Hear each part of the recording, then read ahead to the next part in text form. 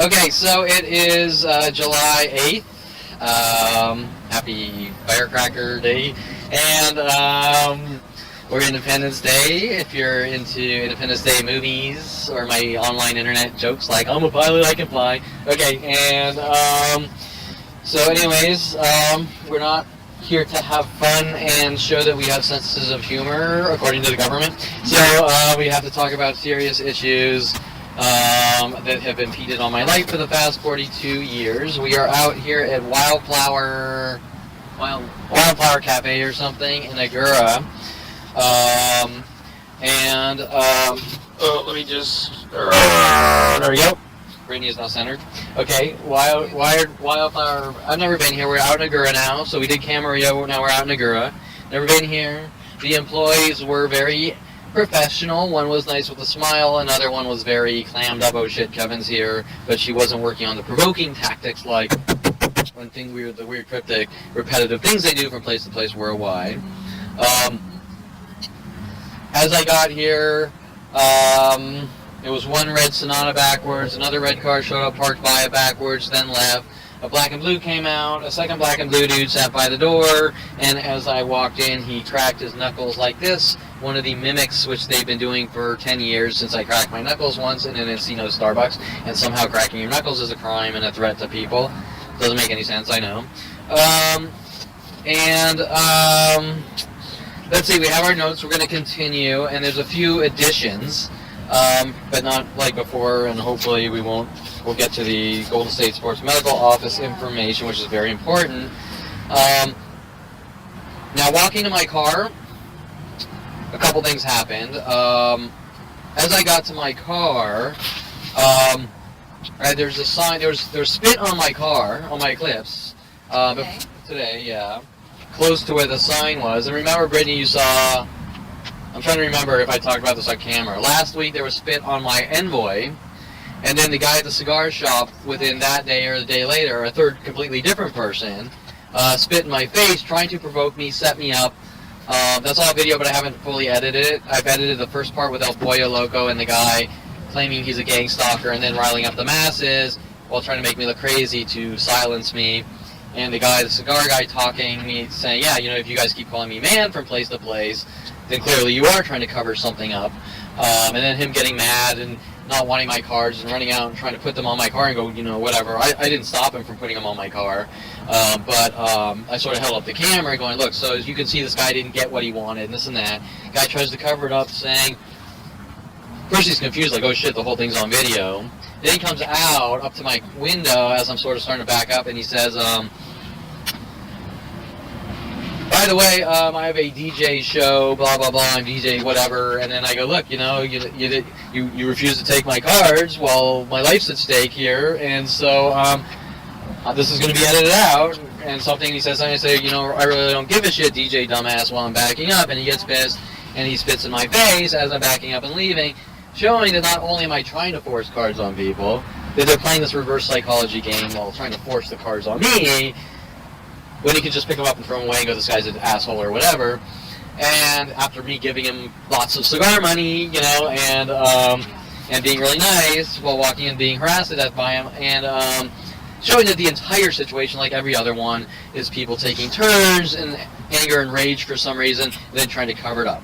Okay, so coming out of my car today, let me start with, also a cop car drove through here after I got here, and a cop car, while I was getting some McDonald's, instantly showed up, and the cop, there's another guy in a black Escalade parked backwards, kind of waiting and watching, probably waiting for me, and the cop got out of his car and he gave me a nod, like a friendly nod, and walked by. But in my life, just because someone gives you a friendly nod, what does that mean? Because if you can't directly talk about the situation, example, hey Kevin, we know what's going on, we're on your side, we're going to help you put a stop to it. Okay, now you know where these people stand. So what does that nod mean? I don't know, right? We're pretending to be your friend while trying to check you out, Dincy style, right? Okay, you don't know. Okay, so anyways, getting out of my car this morning, fix your fucking alarm with the 3 exclamation points. Now remember, in our previous Brittany has witnessed, everywhere we went, people honking their horns in 2s and 3s. This all starts I've sort of done a quick math around 2015, I believe. I walk out of my car at my house. I push the alarm horn. I don't know that it's armed. I push it again or something. Like, there were 2 beeps. And that instantly the next day goes worldwide. Every person that sees me. Some days upwards of 500 in a parking lot. Beep, beep, beep, beep, beep. And anywhere in the world I go. Now, today I come out, spit, and fix your alarm. So now, you're wondering what angle they're trying to play here. Well, I can sort of break it down. They're trying to play that Kevin is crazy and Kevin's schizo, and it's supposedly Kevin's alarm freaking out wherever he goes, just constantly honking like beep, beep, beep, beep, beep. Right. Yeah, right. And you've witnessed it. The honkings, the strategic patterned honkings at every location we've been at, and in your office, all across, I mean, not the hugest circles, but from Calabasas, Woodland Hills to Camarillo, that's still a huge distance of, it's just 1 or 2 people and you're paranoid. No, it's not paranoid. Okay, so that was one thing. Let me look, I wrote a few quick notes here as well. On the way. Spit on car with not, I don't know what that means. Oh, the explanation of why they're spitting everywhere and spitting on my car. Remember, there's reasonings that don't make any sense behind all these freaky operations. I was going to say things, but they're really operations and tactics. Around 2001, I'm at Starbucks on Topanga and Ventura, and I spit on the ground. I can't remember why. You know, maybe I had something in my mouth, maybe it was from a cigarette, I don't know. After that, person after person, wherever I went, started spitting. They would walk by me and spit. I mean, I even have this one back girl coming out of PetSmart, and she's angry at me, and she spits in the trash can, and so I get a photo of it, and she was like a complete idiot with spit flying through the air coming out of her mouth, and this and that. And of course, they're mad, like, how dare you take a picture of this person? It's like, well, you know, don't follow me around attacking me with your spit tactics and this and that. And so I kind of test the water, so I spit on the ground around a few people to see how they react. And it gets worse and worse worldwide with the spit tactic. Now, remember when last week I think we were talking about Aubrey Fisher, I tapped my foot around her for 6 years. People worldwide following me to coffee shops or seeing me going like this, or going like this, or tapping their foot behind me in lines over and over for 6 years worldwide. I think 4 years with the spit tactic. The honking tactic. The spit tactic's on and off for something like 18 years. You get the idea how, the car's backwards, which is now worldwide for me parking backwards once in Encino Starbucks. And they're all running around with Mike Huntley going, it's your behavior. It's your behavior because you are trolling people because you parked your car backwards once. You're trolling people because you spit on the ground. You're trolling people because you tapped your foot by Aubrey Fisher. You're trolling people because you farted, you blinked, you yawned, you rested your feet on a chair. None of it makes sense, and so when we're talking about behavior, it's Mike Huntley, Tom Farley, Paul Humphrey, Aubrey Fisher, Brian Longbottom, you name it, 100,000 others that all befriended me, trying to rid me of the world, is their psychotic, murdering, hypersensitive behaviors, and not my behavior of witnessing what they're doing. So and then I just put like 3 bits this week, I don't know, whatever. Okay. No, go ahead. No, that's fine. So when did that get physical? People started spitting actually on you or on your future? It was never too physical. I think this is the first spit contact. Does that make sense? Usually it's like the other ones. It's around you. Like, maybe you see 10 people walk by and spit. Right. They see you spit, and you're just spitting, who knows why. It's not like I walk around spitting all day. It's a one-time thing. And they see me spit, and that's it. You've broken the imperfection law. Okay? I tapped my foot around Aubrey Fisher once, and she said, Kevin, don't tap your foot. I was driving, and I wasn't paying attention. I tapped my foot, and she said, Kevin, stop tapping your foot. No, sorry, whatever. And I'm driving her to her photo shoot the same hour, and I start tapping and not paying attention. It's like I told you to stop. Oh, sorry, and that's it. You're in the magical Lord of the Ring troll section with your big old club in one eye or whatever, and you need to be killed by worldwide support. It doesn't make any sense, because these are normal interpersonal communications. If it's such a bad thing for Aubrey Fisher, that was such a bad guy, Kevin will stop calling you. Right. Okay? Kevin will stop calling you and asking for favors. Okay? I'll call, calling you saying, Kevin, I want your technical support for my photography, even though you're a horrible monster and ruining my life. Okay, so none of these things make sense once you hear the real story. But the question nobody asks is, why is the fake story instantly going worldwide every single day of my life on some kind of secret fictional news channel? Propaganda. So what you're seeing is the spitting or the tapping isn't physically on you, but yeah, it's getting to that point though, because that guy spit in your face. correct. And so that's what happens is maybe after 18 years of watching 100 people a day spit in front of you, and you knowing what they're doing, and you going to the police, and the police lying that they're not doing anything wrong, and they're allowed to torture you until you die without physically touching you, even though it's strategic and coordinated with premeditation to kill someone in nature, which is the crime of all crimes. On the law books, it's the crime of all crimes. They just don't want to stop it for some reason. They're trying to get me to break. And so finally, like the cigar guy, I sort of do the same thing back to him. Now remember, I have to tolerate 100,000 to 1,000,000 of these types of things per day. I haven't physically done anything to anyone, despite the fact that Dincy's writing up falsified police reports with Terrence Scroggins, or Bailey Bernard. About you threatening? I supposedly threatened and am in danger to Terrence Scroggins. I kind of did. I did threaten him, like, stay the fuck away from me or else. I mean, that was a, if you keep pursuing me, threat. But it wasn't a threat like, I'm going to hunt you down and kill you. It's a threat like, you know, I'm trying to stay breathing and you need to stay the fuck away from me or else. Right. Okay, I was very aggressive. And I believe my words were, if you don't leave me the fuck alone, I'll cut you down or something. And before the threat, I don't even want to call it, it's not really a threat, before my statement and after my statement, Terrence Scroggins had run up to me endless times threatening me and demanding things and telling me that my property is his property. After my statement, stay the fuck away from me, working with Kinsey and the police, if you understand where I'm going with this. Right? I'm going to keep hunting you. I'm going to keep stalking you because my father and the police want me to hurt someone, and then they want to leave the truth out of the situation to lock me away, forcing me in a us versus him situation that at no point did they ever get what they wanted, despite what Dincy wrote. And if you order the police reports, you will see that Scroggins says on the stand that he was contacted by Dincy beforehand. I know. Okay? So they have no argument. Okay, so anyways, and then I have video recordings of flat-out confessions of these things. Dincy contacting people off his Facebook and things like this. So, okay, so the point is that these endless passive-aggressive things, not by one person, but by a planet of people, upwards of thousands per day at a coffee shop like this, has gone on 18 years, and the spitting on the ground. Remember, these are just, when I say tapping or spitting, there's thousands. The guy over there cracking his knuckles, people following me in the courtrooms, sitting behind me cracking the knuckles. All these things, all day and night, 24/7. Okay? So, anyways, the original point was, this is kind of like a thugging cover-up that Kevin's crazy and you don't talk or whatever. You don't know. What is the direct message? Who knows? Your alarm's not broken, right? No, but even if it were, how could it do what you've witnessed? No, But there's no.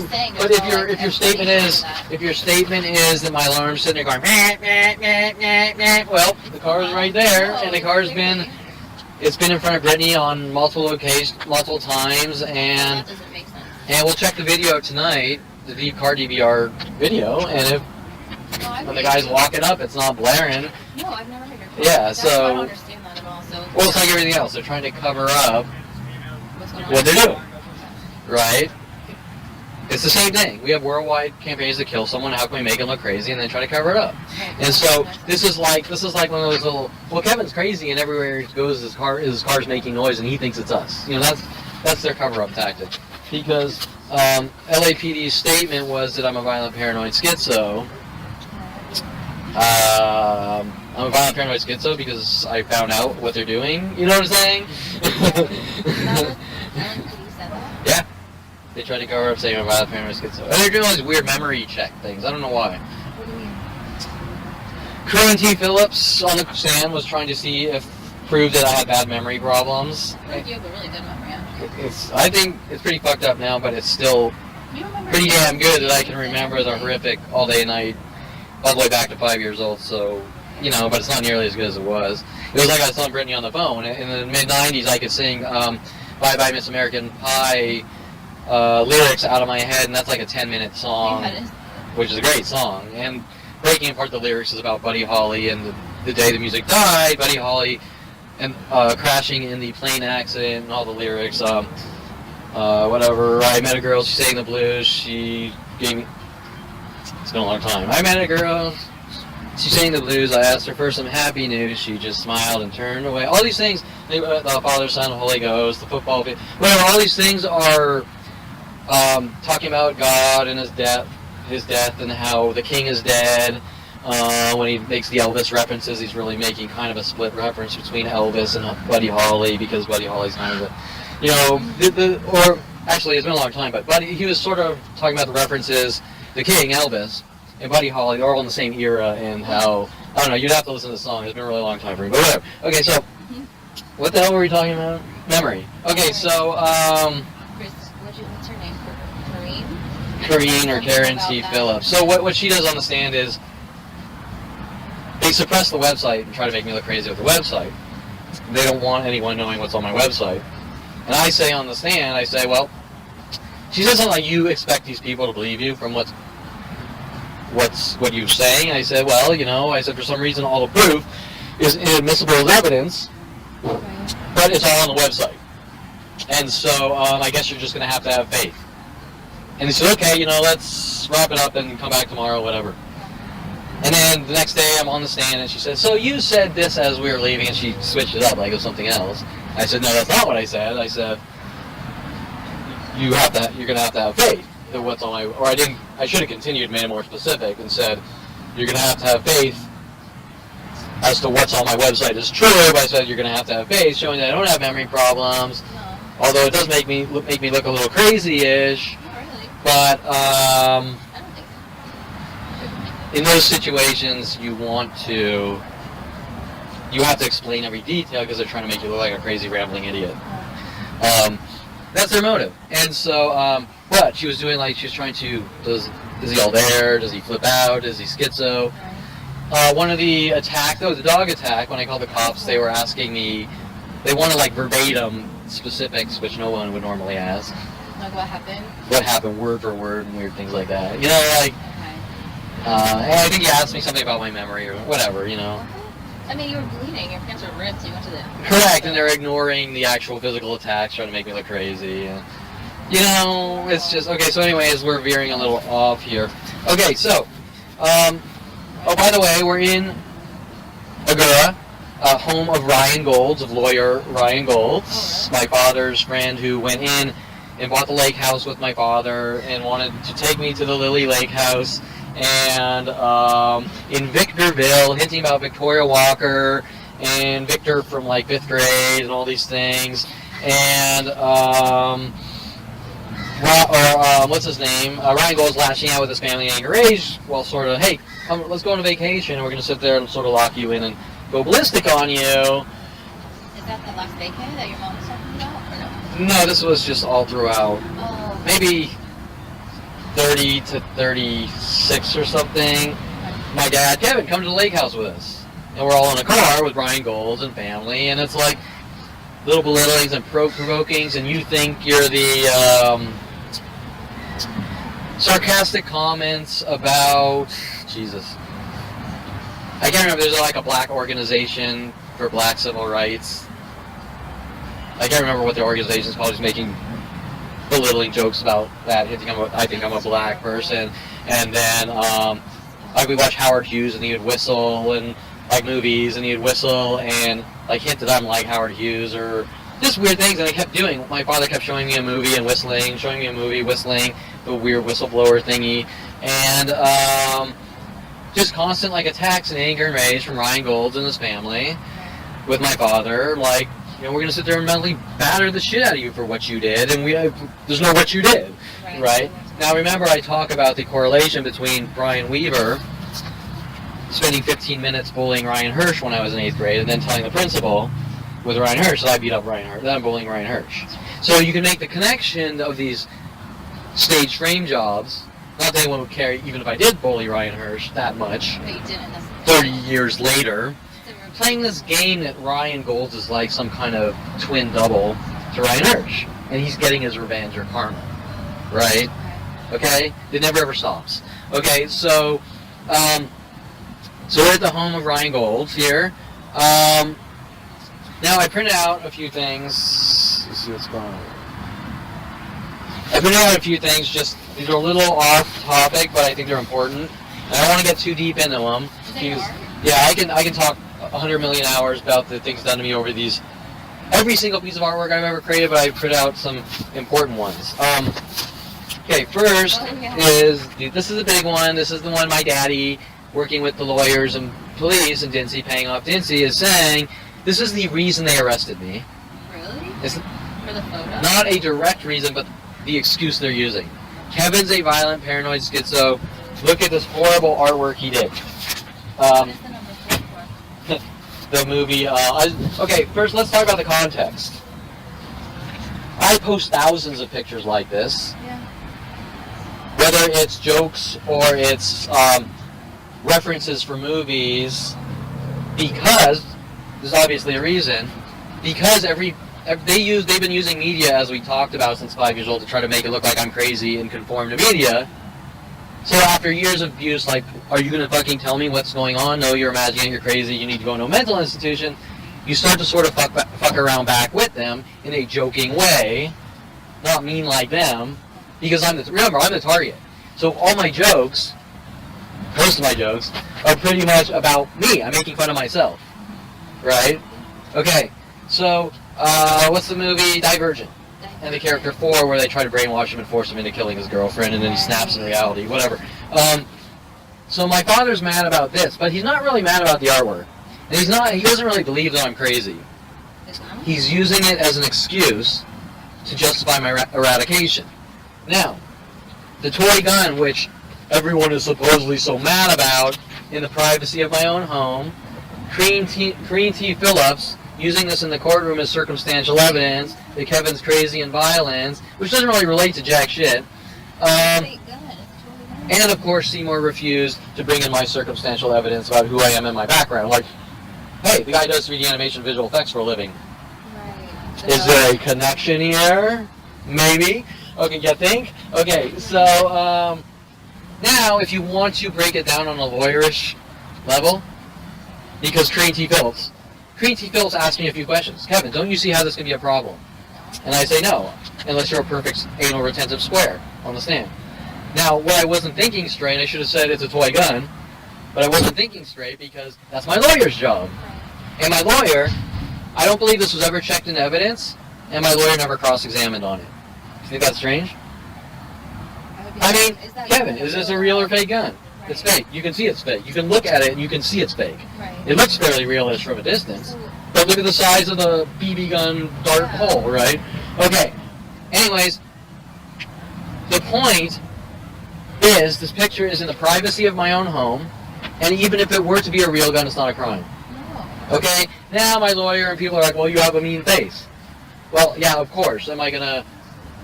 Okay, so what's the thing? Let's... It's like a character. Like, Correct. Yeah. And I say that on the stand, and she cuts me off, and she gets mad. I said it's like Hollywood. So no more questions. It's just Okay. An artist, So the point is, let's say I'm a crazy, violent, paranoid schizo. You're not gonna post I'm going to take a picture with good depth of field. I'm going to take the time to put some artwork. I'm going to do the facial pose. No, if you're a very paranoid schizo, you're not even going to have the time to freaking do You this. wouldn't even do it because you wouldn't want anyone to like. Correct, that's another good point. I wouldn't be posting it on Facebook and social networks and making 100,000 jokes about the movie Divergent and 100,000 other movies, which I do every day out of boredom. Or the lack of not being able to have a normal life from what they're doing. So the point is that you would agree that this isn't the type of thing, especially with the hundreds of thousands of pictures a day with people outside with AR-16s and real guns, that nobody gives a shit about.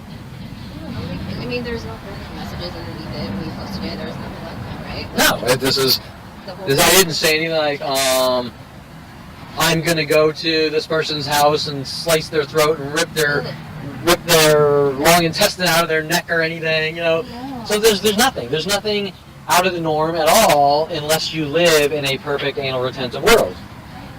Okay, so Brittany, do you think I'm a danger? I'm the bad seed, remember? Are you scared? Look at my claws. Okay, so yeah, I just threatened Brittany's life. Okay, so it's all on camera. And for you too, Dincy. Okay. You're not violent, you're not going to hurt anybody, and you're like the only time you're going to hurt somebody is if you're defending yourself, like by accident. Correct. Defending yourself means that you have no choice. Exactly. It's you or them. If they're attacking you. Yeah. You know? And they still haven't put me into they put me close with Bailey Bernard, but I still have not given them what they wanted. You don't ever instigate it, that's something. Correct. And even if, it's like I said before, and I haven't, but even if I would have killed one of these people or a shitload in self-defense, it would have been justified if you're surrounded by honest, decent, moral people about right and wrong and not being paid off to hunt me down and kill me or whatever in the judicial system. Okay, so now this one is even more important, and this isn't a good printout because I was running out the door.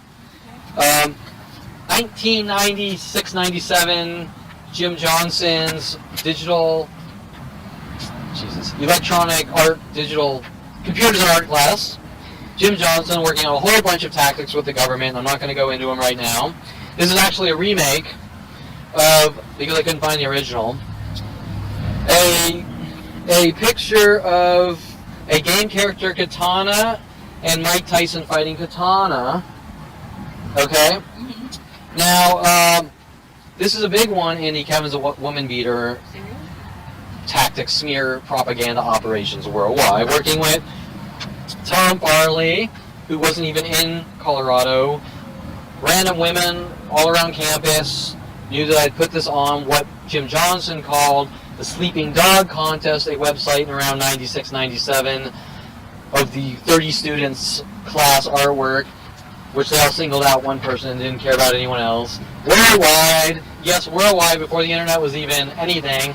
And saying that I'm a schizo, this is a confession that I'm a woman beater and I think I'm a black person. I remember going back to childhood and there comes a white supremacist and all the weird things. Correct. So now I don't know this is going on, and I'm watching women walk around with these frightened looks on their faces. I'm going, what the fuck's going on? And I remembered my statement last week, or Friday when we spoke, I told you I feel like a rat in a cage. If you're walking around campus after you posted this picture, but you don't know anyone on campus has seen it, even though that's not, they wouldn't get mad anyways. The context is it's from an art class with 30 students, so you can say it's art. You're walking around campus and women have these scared look on their faces. But you don't make the connection because you don't think these are all, you don't realize these are connected events. You're thinking, oh, that girl's weird. She went from hot to cold and she's bipolar and this and that or something. I don't know. Maybe stay away from her, right? Okay? You would never make that connection because it doesn't make sense. Correct, because it's never said to you. And how would everyone worldwide have seen this? Right. Even though it's on a website, it doesn't matter. How would everyone worldwide see this unless there's billions of marketing dollars or millions of marketing dollars like Coca-Cola behind it? Okay, but the point is, every piece of artwork since a young child is used against me. After this, worldwide, people are coming on IRC. Hi, my name's Katana. Really? Then they're giving me speeches how the character from the video game, I think it's like Street Fighter, isn't real and weird things like this. I'm still not really making the connection because I'm not thinking that why would these strangers see my artwork? And how would they even get that from your art? Like how would they even? Exactly, that's the point. Is that they're nitpicking not just art, everything. If I fart, if I blink, if I rest my feet on a chair, they're nitpicking strategically from stranger to stranger. What can I collect to use against Kevin Perlman? Twist, contort, take out of context. By looking at that, I'd be like, oh, that's cool. You know? Yeah, exactly. You know, I would never take it to, oh, this. Yeah, like when I walk into an art gallery, I'm like, I like it or I don't like it, or I think the artist was trying to say this, and that's it, and I leave. Right. I don't obsess on it like someone needs to hunt down and remove that artist from society. No. Right? I move on. And so the point is that the things that are being done to me don't make any sense. Right? I mean, I still have people hunting me down for like artwork at like 8 years old and things like that, right? It's just like, and you're like, how do they even know about it? And why do they care, right? It's like, because they wouldn't know about it. Yeah, and so it's all being collected, data mined with NSA level resources. Archive, they're pretty much hiring creative writers to fabricate lame stories and then give the propaganda out to the entire planet and say this guy's crazy and needs to be removed from society. And remember Seymour's statement in your office that if someone thinks you're crazy, they try to get things to use against you. That's not true. I've never tried to get things to use against all the weird, strange, crazy people I've met in life. If somebody is like kind of crazy or whatever, like you don't have to try and make them look crazy. Yeah, and you stay away if you feel that strongly that they're dangerous. You stay away. Yeah, you don't go out and attack them. Yeah, or try to prove or expose. Hey, I think this person's a violent paranoid schizo, so I'm going to spend 42 years proving it. Well, then you're the obsessed psychotic lunatic, not the guy. Right, yeah. Okay, and so the last one associated, me holding the gun, and then also at the same time, using the gun with a girl who called herself Lily Love, Christina, probably hinting about Christy Reynolds from 8th grade. And also, I think Lily Zine, and she comes over, she brings her own Freddy Krueger clothing, and she does her own makeup. She also brought up other pictures. She brought tiger shoes and all this. Is that for? No, this is the same toy gun that I had laying around in the photo studio as a prop. Yeah. And so this is when my father flipped the shit out, realizing that the toy gun, which incriminates him in a mass crime because he had paid Victoria Walker to give it to me in front of him at his 30th birthday party, or my 30th birthday party, because he wanted to see how I would react in the Kelly Hatch Karma surprise box, except my Kelly Hatch surprise box had all cool things like trippy toys with oil and water and food coloring and stoner type things. And Victoria Walker's had like Playmates with 3 porn stars and a Julia. What was the other thing? Oh, there's something on the title about terrorism on the cover. And then she had the toy dart gun, and they intentionally gave it to me in front of my father. My father wanted to see my expression. And also hinting about when I was 16, my father paid off the LAPD to put up Bullhorn's 300E Mercedes, which I found, and told him, and then the rest of my life saying I tried to kill or scare him. Hence, fabricating all these things, paying off Victoria Walker to give me a toy gun so my father could say, Kevin's a violent paranoid schizo with a gun. Did you get it? Okay, so where my father really flips his shit is when this gun, that I don't know at the time, is actually an accessory to his crime spree against me, ends up in all of my art on model shoots and things like that. Okay? Hence, the real reason is not because Kevin farted wrong or Kevin has a fictional portrayal of the movie Divergent. The real reason he's so mad is because in my artwork itself is proof of his, what do you call it when you check it into evidence? Evidence to crime. The proof of my father's evidence to a mass worldwide crime against me. That's why they're really mad. That's why they're trying to cover it up. That's why they're trying to get search warrants to get in my house saying we think you have something. That's why Dincy's trying to break in my house with 6 police break-in attempts. Because they don't want anything that links back to what's really going on to exist. Okay? Because nobody cares about a toy gun in the privacy of your own home, whether it's in photos or not. Yeah. Well, even this one, nobody came to me for this one, but it still shows. Example, if you were to have a, what do you call it, an expert witness about guns on the stand, you go, that's a toy. Or you just look at the side that says toy gun. But, with all my other pictures. Okay, so now we still haven't, of course, gotten to here. But now it's time to talk. Hopefully we'll get to my father's office because now you understand the bigger picture of what he's so worried about that he wants to wipe me off the planet for. Can we start there, or do you want to start in the order that we wrote it out? With what? Your father's office stuff? It's pretty close to the top of the list. Elevate that voice? Sorry. Okay. Okay, so where are we? Okay, so this is a thought from last week about my father's office and Fernanda see me. And this, remember I was drawing a blank? Yeah. Okay. My father says, why is Fernanda see me so defensive? She won't let you fix his computer. Do you have a way of tracking what she does? Well, we have a firewall that tracks everything in and out of the company.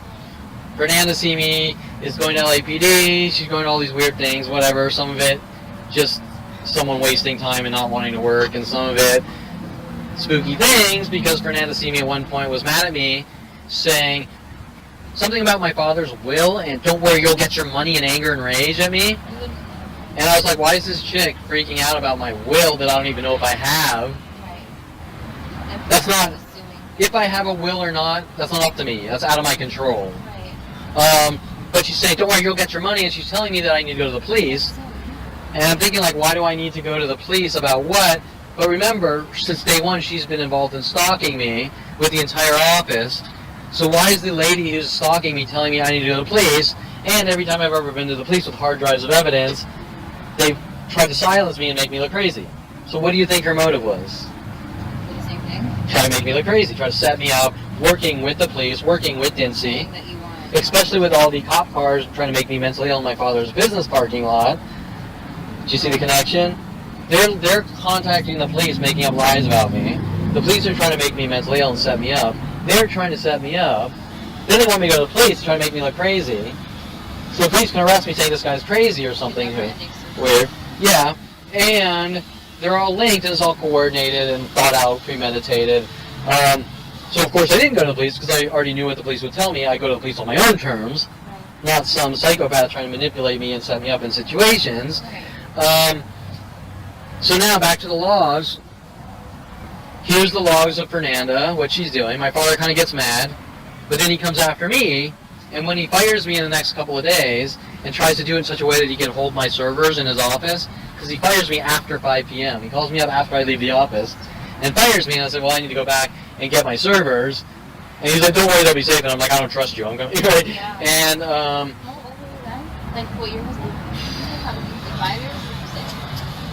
I think about 5 years ago. Maybe 4. Now this was the thought that I forgot. As my father's calling me up, trying to turn everything around on me, and what he's really mad about is I'm not going out to dinner with him on my birthday. Right. With all the other, I'm done with you taking me out to pay people to take turns on me. I didn't say it that way. He says something on the phone. Now remember, my phones have always been tracked, and they're collecting phone conversations and texts. And he says on the phone something like, I can't remember the exact words, like, well, you know, you have the logs of what Fernanda's doing, and it's trying to make me look like I'm stalking Fernanda. Right, but didn't you keep that just so you could get in at any point if you needed to help, like with their computers or whatever? Well, okay, let's talk about reality here, okay? Like you're not. Let's talk about reality. The boss, the head honcho, the main man, the big cheese, comes to his employee. He's the boss. I have to do what he says, unless he asks me to go kill someone or something. Like his employees actually do it, I don't. If he comes to me, if the boss comes to me and says, Kevin, can you print out the firewall logs? I want to see what this or any employee is doing. I have to do it.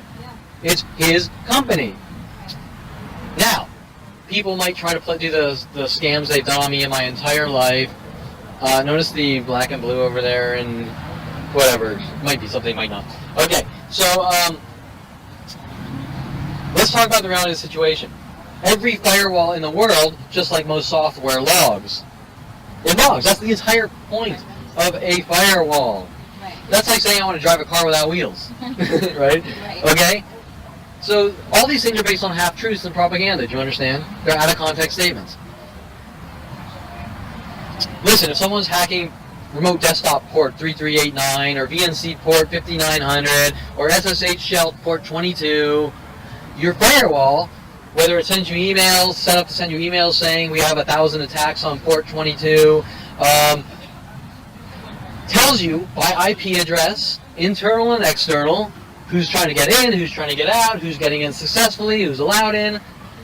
That's the point of a firewall that monitors 65,500 and something like 80 ports and a lot of other things like malware, viruses, web traffic. Can I ask this silly question? Sure. What is a port?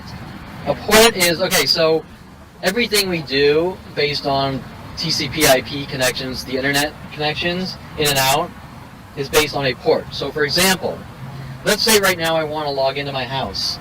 And you know what remote desktop is in Windows? Yeah. Okay, if I right now want to log into my house, I have one single IP address.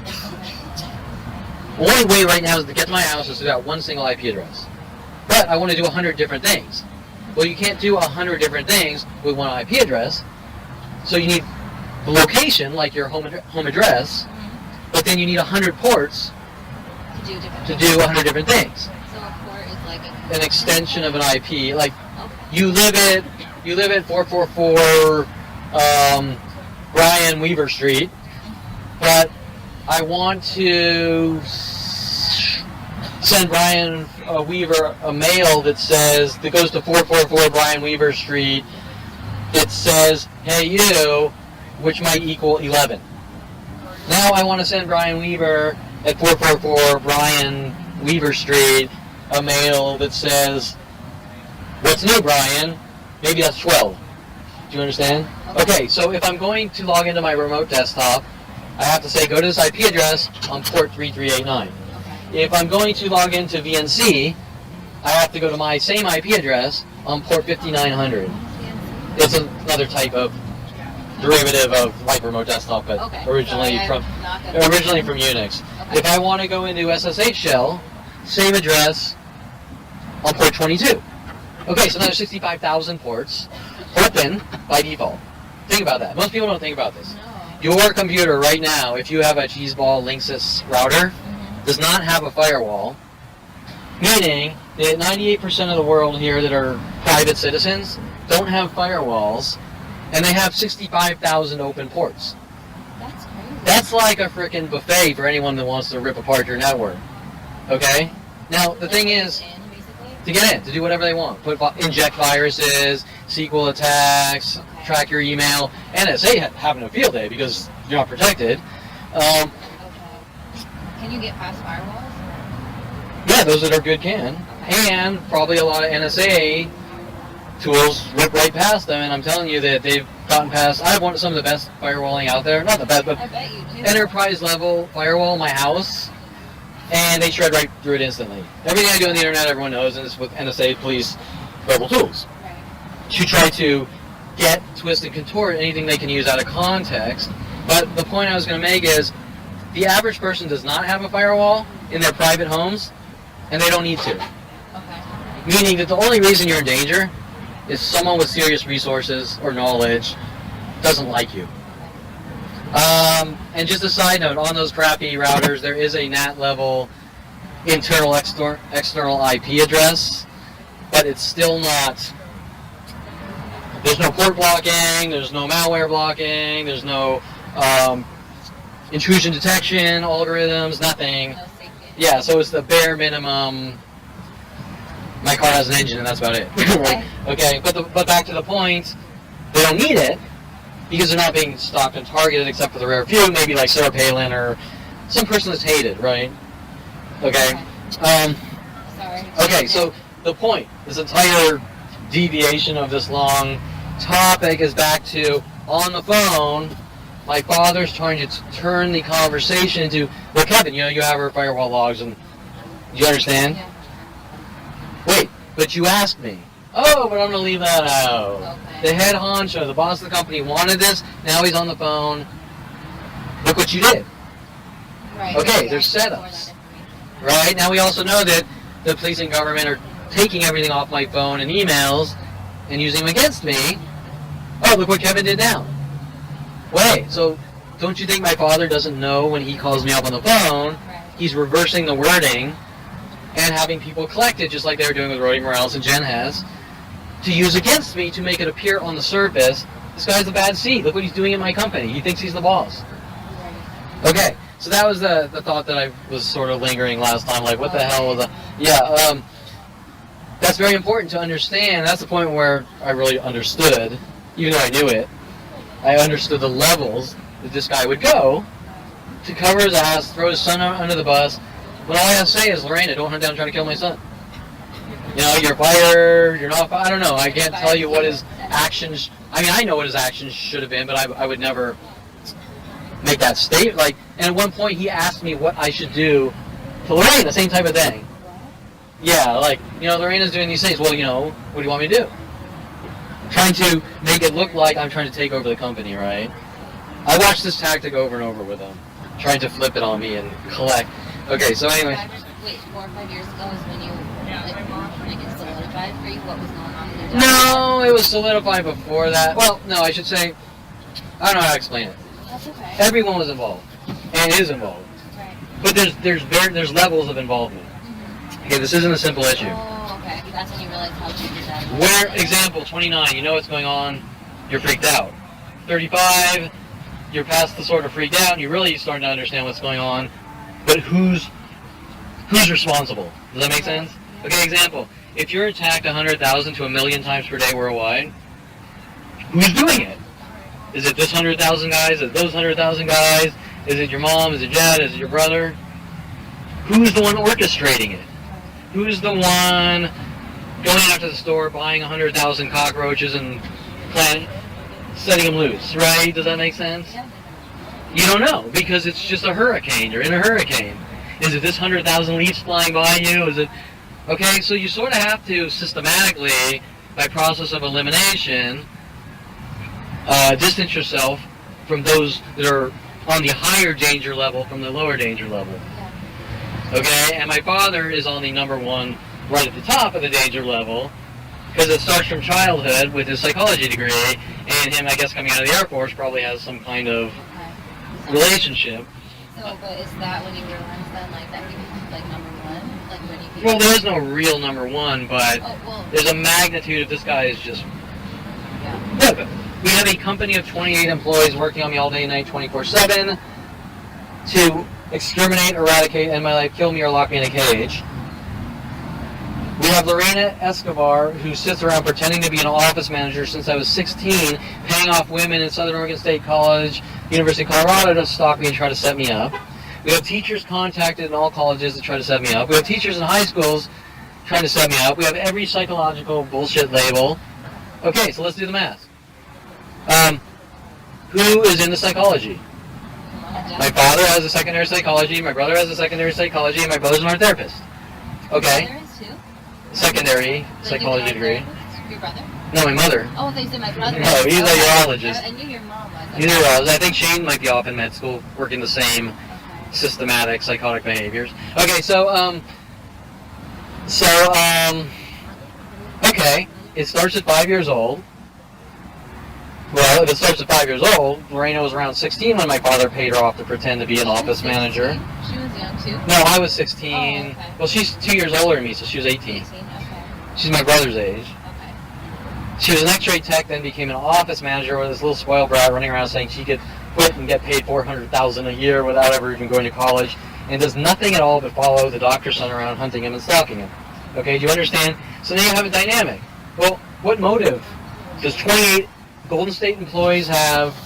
My brother, Lorena Escobar, they're just having a bad day and they all just conspiring together to go after me? No. So now you're going to say this is probably about money, right? Kind of like a split. Hey, Lorena, you want to be my office manager? I'll pay you to be my office manager. I'll pay you $150,000. I don't know how much you made. I'll pay you $150,000 to be my office manager. I'm just pulling a number. Yeah. But, I have some side activities. So the cover-up, do you understand what do you call it? The wrapper is she's a Golden State Sports Medical office manager, which we also had secondary office managers. That's the real work. That's interesting. Like Fernanda Simi and then Elsie Sandoval. And she's involved in these intricate things of trying to hack into my computer, get into my house, paying off the police, paying off women. She's running around with you in moderation. And what you're doing in the privacy of your own home. Me telling her, look, Lorena, my private life is none of your business, and her getting mad about that. Okay? What's the motive? They're one crazy person? Sure. I get that. 28 crazy office employees all doing the same thing with worldwide support? Not crazy. Systematic. Right. Okay, so you have a systematic, calculated campaign going on. 28 employees alone for 14 years working on me all day and night, 24/7, minute by minute. Have to have motive and reason. Well, let's play stupid and say Lorena Escobar went off the handle. She somehow managed to rile up 28 office employees to hunt me, even though it's worldwide. Doesn't make any sense. Because the other employees would say, that's crazy, Lorena, you need to get, I'm calling the cops. Okay, so it's coming from the boss. It's coming from the big cheese. And remember, someone with a psychology degree, my family, at childhood, at 5 years old, with the psychology community. And it goes from the psychology community to the police, to the government, following me to college, because it's crazy, we need to remove from society, whatever. I can't give you the specifics about what they're saying at 5 years old. My father's saying, like, I have a nervous problem at 5 years old. I mean, even if I did, so what? No, you're a kid, and that says something probably about the environment you were raised in. Correct. You're nervous then, Yeah, like I'm trying to create the perfect robot child or something, right? It's too much pressure, yeah. Yeah. Okay, so anyways, oh,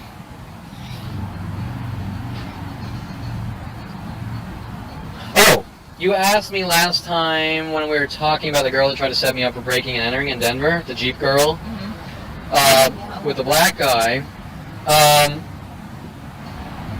You said, did I fly out of state or something? I thought you flew from California to No, but remember, I feel like I'm in a rat in a cage. There were two other people. Sia Nijitang. After I graduated from University of Colorado, Sia Nijitang, by the way, Sia, CIA, and would always say, see how you are. Get it? That person. Yeah. Okay. Yeah. You got a family saying you can't see yourself. Yeah. You have Sia, who knows if that was even her real name, Nijitang, who says her father was a judge, just like Jen Yang. Weird. Asian girl, father's a judge. Jen Yang, Asian girl, I think they said her father was a judge. Calls herself Sia, like CIA, met off IRC. Okay. We go on a few dates, not really working out. She's kind of annoying. She shows up one day for no reason while I'm having sex with this other girl. Just magically. I don't even think I told her my address now that I think about it. I don't even know. I'm not 100% sure on that one. Now she later on wants this revenge for no reason like everyone else. So I fly, I think, out to Florida to see my brother, and I meet Skylar, who tries to set me up with the police. Stephanie, who's following me on IRC all the way to the Colorado channel from Florida, who lives by my brother. And then, on the way back, I stop, because Sia says, Kevin, stop on the way back, and I want to see you, even though we weren't really that close. Yeah. And I did whatever, because I want to see my old roots or whatever, because I love Boulder. Boulder's awesome. And she plays the hot cold, I come in, well, now I want to see you, and this and that, trying to blow me off. Okay. Why do you think she was doing that? Uh-oh. Well, think about it. No. With everything going on, why do you think she... Well, like before too, like people will tell you to do something and then act like they don't tell you to do it. Or say like, go in and do it, right? hold on a sec, let me make sure. Why is this thing puking on me? Okay, so... what do you think? Brittany's just gotten her paper, so she's getting overloaded on how government kill operations work. So what do you think? What do you think Sia Nijitang's reasoning here is to get me to fly from a different state over back to Colorado and then play the hot cold game like I'm not interested in you? Well, it sounds very similar to like the other things when you asked to borrow her, like that. What's it called? The Carter thing? What is it called? No, that was Kelly Hatch in Oregon. Right, but I'm saying it reminds me of that because then she said that you broke into her room or something. Correct. Just, hey, you can, go borrow it, go into my room, and then he broke into my room. Like that's not how life works. Like, you're crazy, Kevin, because you went into someone's room that's your friend that said go in your room. Well, that's every day. My friend, hey, come over, let's have some beers, the door's open, come over. But that's a friend. That's not a stranger in IRC that I've never met. Right? So the context is different. Right, but that's what it reminded me of because she's like, come see me, blah, blah, blah. Well, it's a little different because, like, I don't want first of all, we weren't that close. I would never walk into Sia Nijitang's house without... No, I'm just saying, like, she's like, please come see me, I want to see you. And then once you get there, she's like, I don't want to see you. But what do you think she wanted at the instant moment of the blow-off? For you to react? Like, what the hell? Like, I just flew all the Like shouting, I'm gonna kill you, this or that. For you to be upset and mad. I would. Correct. I don't know if I just flew here, I'm a violent, according to the LAPD and government, probably all the way up in the White House, I'm a violent paranoid schizo. Right. So she. We have Mr. Quigley telling me to punch Paul Schaefer in 10th grade, which didn't work. Right. We have Sia Nijitang getting me to fly from Florida to Denver. And then after I'm not that interested whole- now. Right. You're a piece of shit. Don't you think they would like realize like, okay, well, clearly I'm not ever gonna react the way you guys are trying to get me to? They did realize it, but they just get angrier and angrier. They realize it at a young age. I mean, if in 10th grade I didn't punch Paul Schaefer when a teacher flat out told me to, No. if I have no history of violence, No. I have no juvie record, I have no criminal record. Still trying. I mean, now after 47, they kind of have some tiny misdemeanors, but There's always self-defense and stuff, and for stupid little crimes that don't exist, like sitting out for. correct. Yeah. But you see that they're trying to make it look like I have a pattern of behavior Yeah. of anger, rage, violence, but they damn well know, like everyone else. You don't. I don't. Just like the person, the camera wasn't rolling. The person just parked here and honked their horn twice. Their alarm horn trying to provoke me, right? So why have you witnessed over 100 alarm horn honkings and 2 and 3s at every location we've been at, directed at me with 100,000 other things? I mean, why? I mean, it's basic logic, but why do you think? To try and get a reaction. Correct. Now, if their arguments are that I'm a violent paranoid schizo attacking people, then, like we said before, they don't need to do that. No. Okay, so they're setups for some other reason, Right. and it's what I know. Yeah. Okay. Okay? They don't want me talking. Just like the death threats. You don't talk or we kill you, and the 100 variants from subtle to direct, So right? what happened with the girl, then Sia or whatever? You know, she called me, or I called her. She played these weird games. Maybe a little later, blah, blah, blah. And then as I got a little angrier, because I'm not a robot, No, I think. you know, like, what the fuck's going on? You had me fly down. You know, I don't have time for you, blah. And it was like, I'd be so. piece of shit, right? Now, I didn't go after her or do anything to her. I kind of sported around with my friends, a few of the older friends, and went around Boulder like the good old days. Yeah. And that's it. Okay, now, let's go to Christina Stalinsky. That's. Next, That I name. feel like a rat in a cage. Okay. That was the girl you told me about last time, right? No, I don't think I meant that. Who did I? Skylar, Stephanie, and I also mentioned Stephania, the Latin stripper with the angel tactics. Was it Christina? Christina Stalinsky lived in Arizona. Okay. I met her on IRC. How did she come into the Colorado channel? I don't exactly know why. I became like kind of friendish, virtual friendish, and I met her several times in real life. We hung out as kind of friends but no more. And maybe this was 3 or 4 times. She was very neurotic. She wasn't neurotic, but she was neurotic towards me like my mother.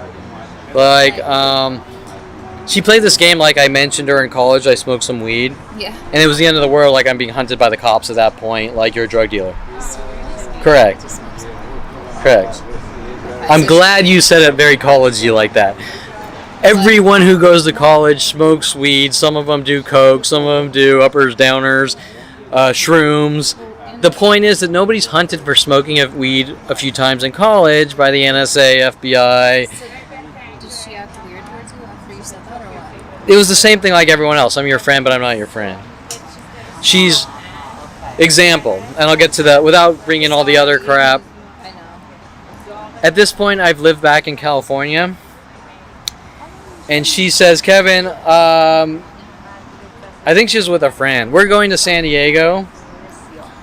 You want to meet me in San Diego? Did you meet her in Colorado originally? No, I think I met her in Arizona because I had some family in Arizona. Oh, okay. You notice the little pattern here? Yeah. Florida, Arizona, there's family in all these locations. Oh, okay. Okay, so now she wants to meet me in San Diego. Now there's a whole thing with Mike Wexler wanting to do a road trip down to San Diego, working with the San Diego PD and all these weird operations. I'm not going to get into that now. And Eric Christensen wanted to do a road trip down to San Diego to set me up with the San Diego PD, hinting about his girlfriend Jen and all these weird things that I don't exactly know why they have a problem with San Diego, but So now she is working on with the San Diego PD. Kevin, meet me in San Diego. I haven't seen you in a couple of years, and we're never really that close, you know. And I drive down, and she disappeared. Like I'm not returning your calls. I'm not like Sia. The same pattern of passive aggressive. I want to set you up and get a reaction. Okay, so I'm there. It's who knows. I get there early, and then in the morning, and by who knows, like maybe 1 a.m. or something, I'm like, fuck this. I'm going home. You know, fuck this. Fuck her. I'm turning around. I'm going home. Real quick. Look. Oh, interesting. Yeah. What did he do? Anything? He hit the Carter. That's it. Oh, did he? Yeah. Okay, so I start to go home, and she calls. Kevin, I'm so sorry. We did this, blah, blah, blah. What do you think's really going on? Now that you know the bigger picture. What do you think? I don't know. No, I'm asking. I know what's going on. What do you think? Come on. No. Common. You got a psychology degree. That doesn't. What do you think? Well, what do you her human behavior? Guilt? Guilt for what? She's. Blowing you up? Or saying, trying to send you up? Well, you just. I'm confused. I'm asking you why she would have me come down to San Diego and blow me off. Reaction. She has me drive. It's not that far, but it's a 2-hour drive to get a reaction. Yeah. And then Now, the apology. how does she instantly know within 30 minutes when I turn around and go the other way? That's the question. The same way that cop just probably came by twice knowing I'm here, and the cop over there at McDonald's. Why do you think she apologized? What? Why do you think she apologized? It's like a test. I want to date you, but I want to see if you're a murderer. Like if you'll show up or not? No, if she can get a reaction. Like if she get like 100,000 phone calls and I'm going to kill her or something like that. Oh, jeez. Okay. Okay? I mean, come And then on. This she is basic apologizes 101. for You know, what all the reason, drama though? girls that run around. Oh, he's a stalker. He's a stalker. He's a But stalker. they- The drama girls, They right? already asked him to come, and then they say that. She's asking me to come, then she's blowing me off, like everyone else, Right. to get the reaction. Yeah. But what happens if you keep provoking someone, whether it's aggressive or passive aggressive? Eventually, you're going to get a reaction. Correct. Let me rephrase. What happens if you put, let's say you have a sharp rock, Yeah. a rock with sharp edges, and you put this rock on the edge by the ocean where the water comes up on shore over and over, and you come back in 5 years, the rock's smooth around all edges. So what we call in Jesus, what's it called? Geography, whatever. I am not the one. My brain's fried. Geology? Geology, thank you. In geology, that's called wear. Yeah. Okay, well, let's apply the laws of geology to human behavior. You keep provoking everyone 100,000 to 1,000,000 times per day on the internet, off the internet. People show up honking their alarm horns 2 or 3 times, 100 times a day for 20 years. What? By trying to wear a human down, they're trying to get that reaction. Or trying to get them to, like, give in or give up or react. Well, you can't give up. Well, how do you give up? Well, that's what I'm saying.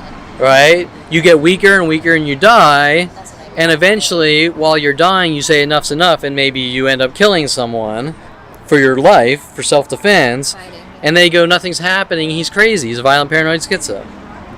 Do you understand? Yeah, I do. Okay, so these events where my statement, I feel like a rat in a cage, where they flipped out, they're trying to wear me down, one person sequentially after the next, worldwide, since 5 years old, to get an angry reaction, working with the police, government, NSA, FBI, to remove me from society. You would think, like, they'd be like, okay, this dude is, like, not going to react. Like, You would think. Yeah, you would think that. And that's why they're called agendas. Okay? Example. My slave stood up to me, and he keeps standing up to me, Yeah. and I think I don't like that, so I'm going to keep whipping him, and then I'll hang him and kill him. Okay? And it's the same thought process Because if I have mental issue, if I'm somehow a problem in society, then it's going to be without manipulation. Right. But yet I'm running my own company. I'm working for Universal Studios, modern video film. I have a college degree minus 2 classes, which is a long story. But you were very successful, like, and well recognized. No. Let's keep it in perspective. People you knew at least wanted like you to work on their stuff, like, so you know what you're doing. Yeah, I went out of my way for my friends that couldn't cut it in technology and did things for free for them. Whatever. It's Built websites. the point is that all these people that posed as my friends were my frenemies, and they had agendas with the government to rid me of the world. Okay? Now, that doesn't make any sense, but it's happening. Okay? I can't explain from the psychotic murderers in the government that want me dead why and they're doing what they're doing with my mother, who's saying, I just want you to have a good life. Okay? That's not within my grasp because they can't be honest. All I know is I would be equivalent to a Jew in a concentration camp or a slave being tortured and killed, with the righteous going, it's for the greater good, or some weird thing like that. Right? Okay? But once you break it down into their actions and their behaviors, they're going after a really good guy and they want him dead and gone. And after 29, it shifts from how do we rid this guy of the world neatly to oh shit, now he knows.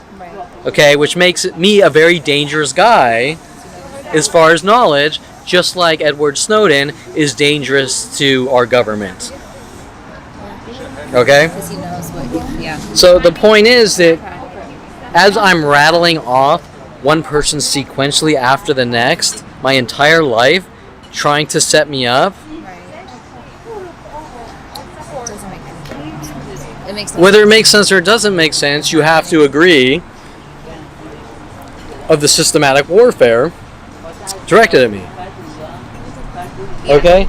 If I can rattle off 1,000 women I've met in the last 20 years that tried to set me up like that, you don't think that something's out of the norm here? Okay. So I can go from girl to girl, whether it's superficial strip club girls to waitresses in pool halls or waitresses at coffee shops to random strangers showing up wanting to talk to me who are female or male. They all have the same exact agenda, and then they run around saying, well, Kevin's a troll. Okay, well, what is a troll? Is that the cave dweller in Lord of the Rings? Is that a troll on the end of a fishing rod? What's a troll? Well, their ideology is that a troll is someone that provokes someone into a reaction and gets their jollies.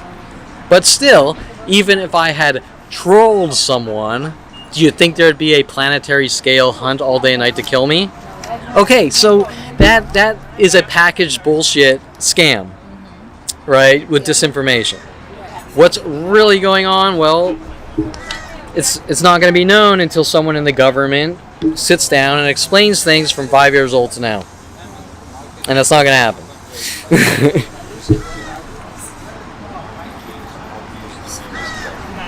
Okay, so now we still really haven't gotten...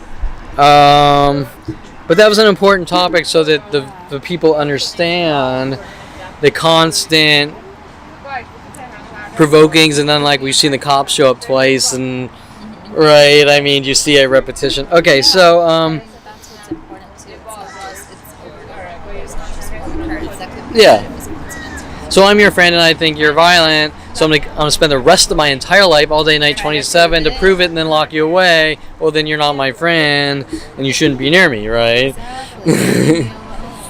Yeah. Or like they're spending their lives. Yeah. So it makes no sense. No, Just- there's an agenda. There's things they don't want to talk about. There's things they want covered up. You can't walk up to teachers and tell them to punch students. No. Think about that. Or kids. Teachers Right. can't. Example, let's say Mr. Quigley was on the news tomorrow saying, Quigley, when you were 20 years ago, you told Kevin to punch Paul Schaefer at Calabasas High. Why did you tell him to do that? Is that what he's saying? My point is, do you think that Mr. Quigley wants to be on the news saying that? Do you think Mr. Quigley would ever work in high schools again or any teaching? Okay, so there's what they're trying to cover up. That with 100,000 people I grew up with, right? Let's see. So what is it that, Kevin, you have to leave the country really about? At 29, my mother says my past caught up with me. My father says I know what I did, but refuses to tell me.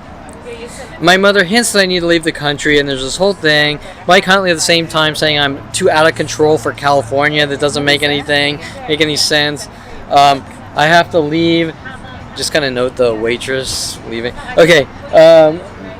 Mike Huntley.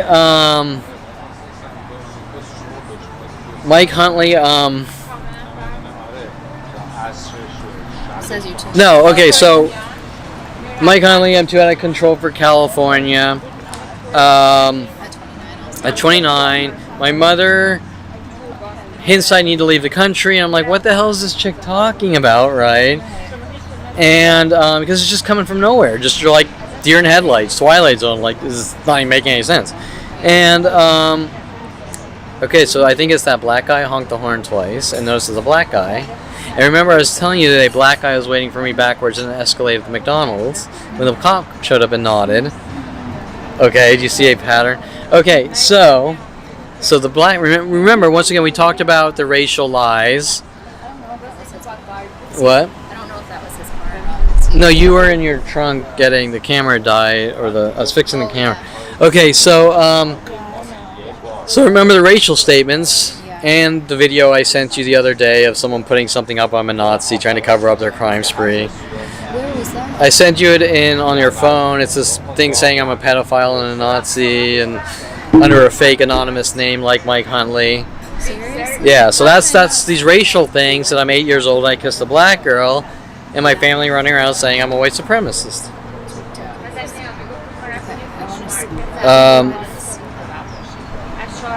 Well, I traced it back.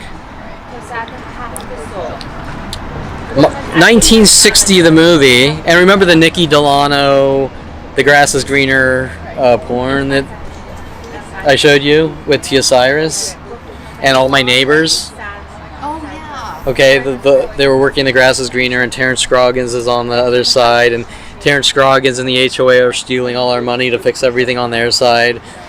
Well, The Grass is Always Greener doesn't really come from Nikki Delano while they arrest me on the courthouse on Delano Street.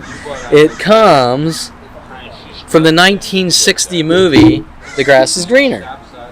And the concept of The Grass is Greener in that movie was the guy saying that because his wife is having an affair with another guy, that the guy's going to have to leave the country.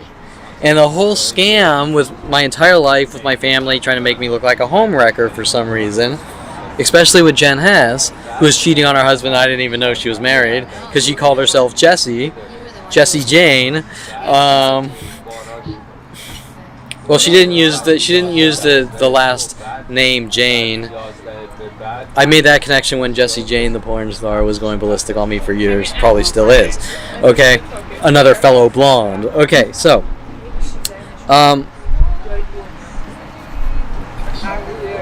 Now back to our original topic on an older conversation.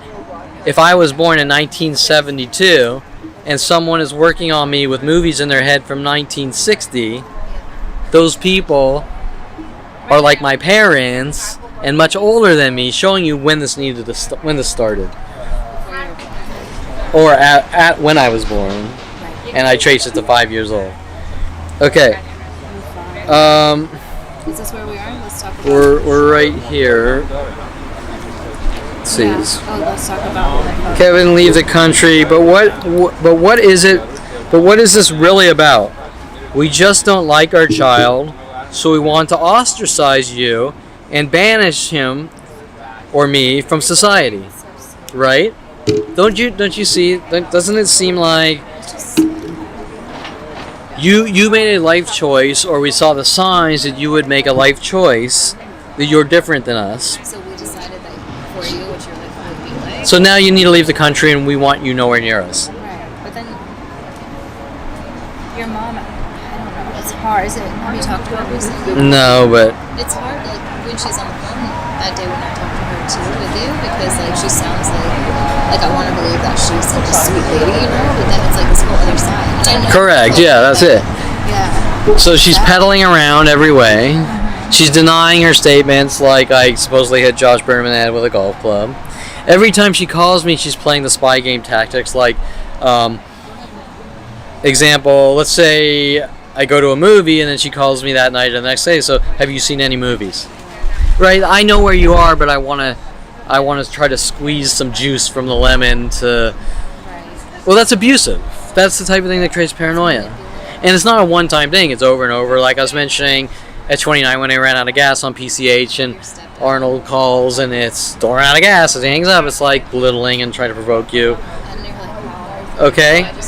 Yeah, and they're getting their jollies and then you're finding out that the reason Brian Longbottom hired you to work on the pilot spy game at Universal Studios was to try to flip you out and make you look crazy to cover up these things while they play spy games on you. Right? And also applies to the show Hollyweird. So now you're saying, wait, Kevin, you worked at Universal Studios, but people at Universal Studios were involved in these operations. Okay, we're talking big money. We're talking billions of dollars. Okay, so,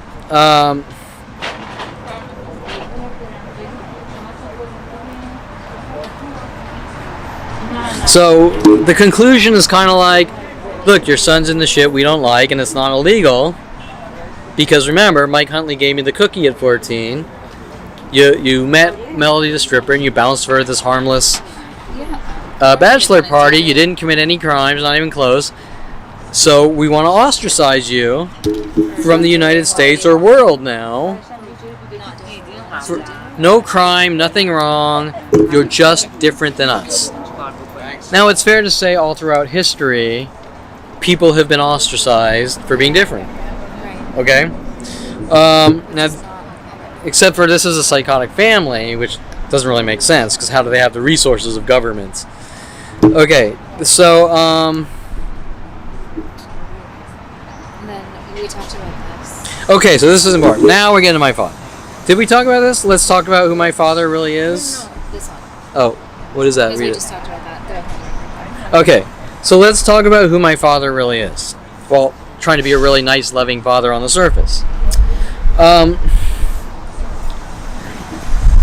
He is a orthopedic surgeon with a secondary psychology degree who uses psychology as a weapon. He practices orthopedics, but not traditional orthopedics. He has a work comp business where the majority of his clients are referred to him through attorneys. Okay? Now, what that means is someone gets hurt on the job. They sue the company, I can't work again. The lawyers refer the patients to my dad to check them out. There's private investigators who run around making sure it's legit. Okay? Now, does he have much walk-in? I don't know.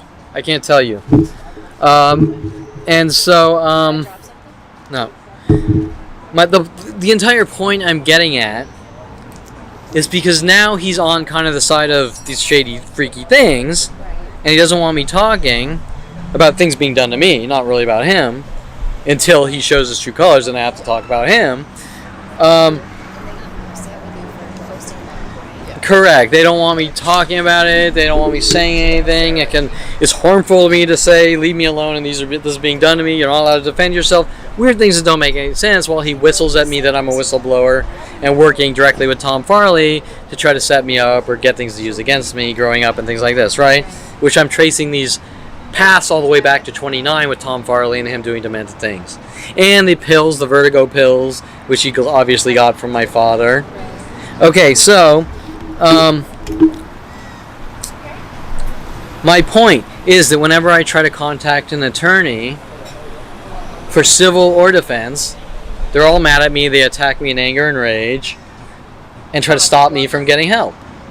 The first one you contacted? All of them, ever. No, but the first guy that was in Oh, Richard Barnwell? He was so rude to you. Okay, but more importantly, aside from Richard Barnwell and Seymour Amster, if you go on my webpage, lawyers refusing to help, my website, lawyers refusing to help, there's probably over 1,000 in there, Yeah. and that's just the ones I had the energy to write down. Okay? So now, think about that, She's so cute. and think about who's always around these types of people. Because I'm not. I'm an artist or whatever and building internet websites. I'm not hanging around lawyers and private investigators. Oh, and by the way, the same with the private investigators.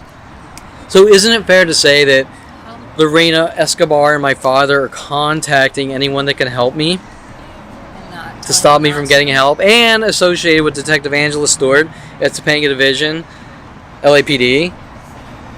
And remember, Dincy appears to be paid off.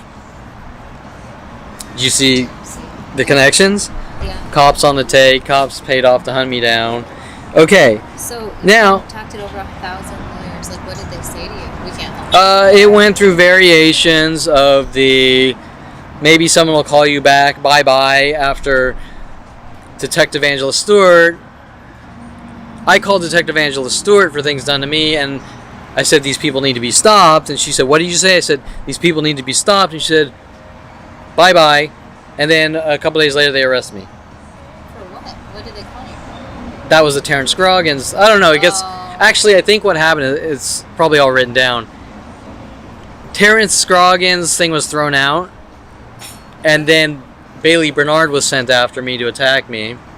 And I called about Bailey Bernard and sent them the photos of Bailey, and then they rearrested me saying I Sat on the court. failed to show up in court, and there's a warrant out lying, and that's all on video with Dincy lying. And then you never got a court notice or anything to No, show up? And why didn't Richard Barnwell either? Right. Okay, and so after that, so this is like round 2 of calling attorneys, and that doesn't include 2013 calling attorneys. So there's probably something like 4,000 attorneys, who knows. Okay, so each one, whether it was the paralegal or the attorney, sending me a cryptic, we're not going to help you, bye-bye message. Some would do other things like come out to a meeting, and then the lawyer would say, the consultation, and the lawyer would say, well, you know, I couldn't make it, so talk to my lawyer, my partner or co-worker, and one of them was black, just like the guy that cruised here honking his horn twice, and he would show anger and rage like Richard Barnwell, who's also black, and diverting me into the guy I've supposedly done something to, even though there's nothing I've done anything to, or his cultural, racial people or whatever. You actually like And then they play this game to waste my time and belittle me, and while they're doing it, they're trying to trigger me and provoke me. And it just goes on and on from different thing like that. Forever. Person to person, and then you have people that are black showing up here doing these things to try to threaten or whatever. Okay. It doesn't make sense because you know, that's the first person you kissed was like that little girl. But right? what does that have to do with the tea in China? No, I'm just saying, like, they have a reason to dislike you. They don't have a reason to like or dislike. Exactly. And, like, clearly It's just an event that happens every day. but you're not It's like a- me saying I don't like these people and I'm going to hunt them down because they left their coffee cup on the table here when they went in. That's what I'm saying. Who cares? Nobody cares.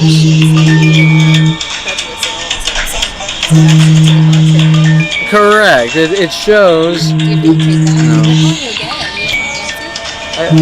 This is way more important than some.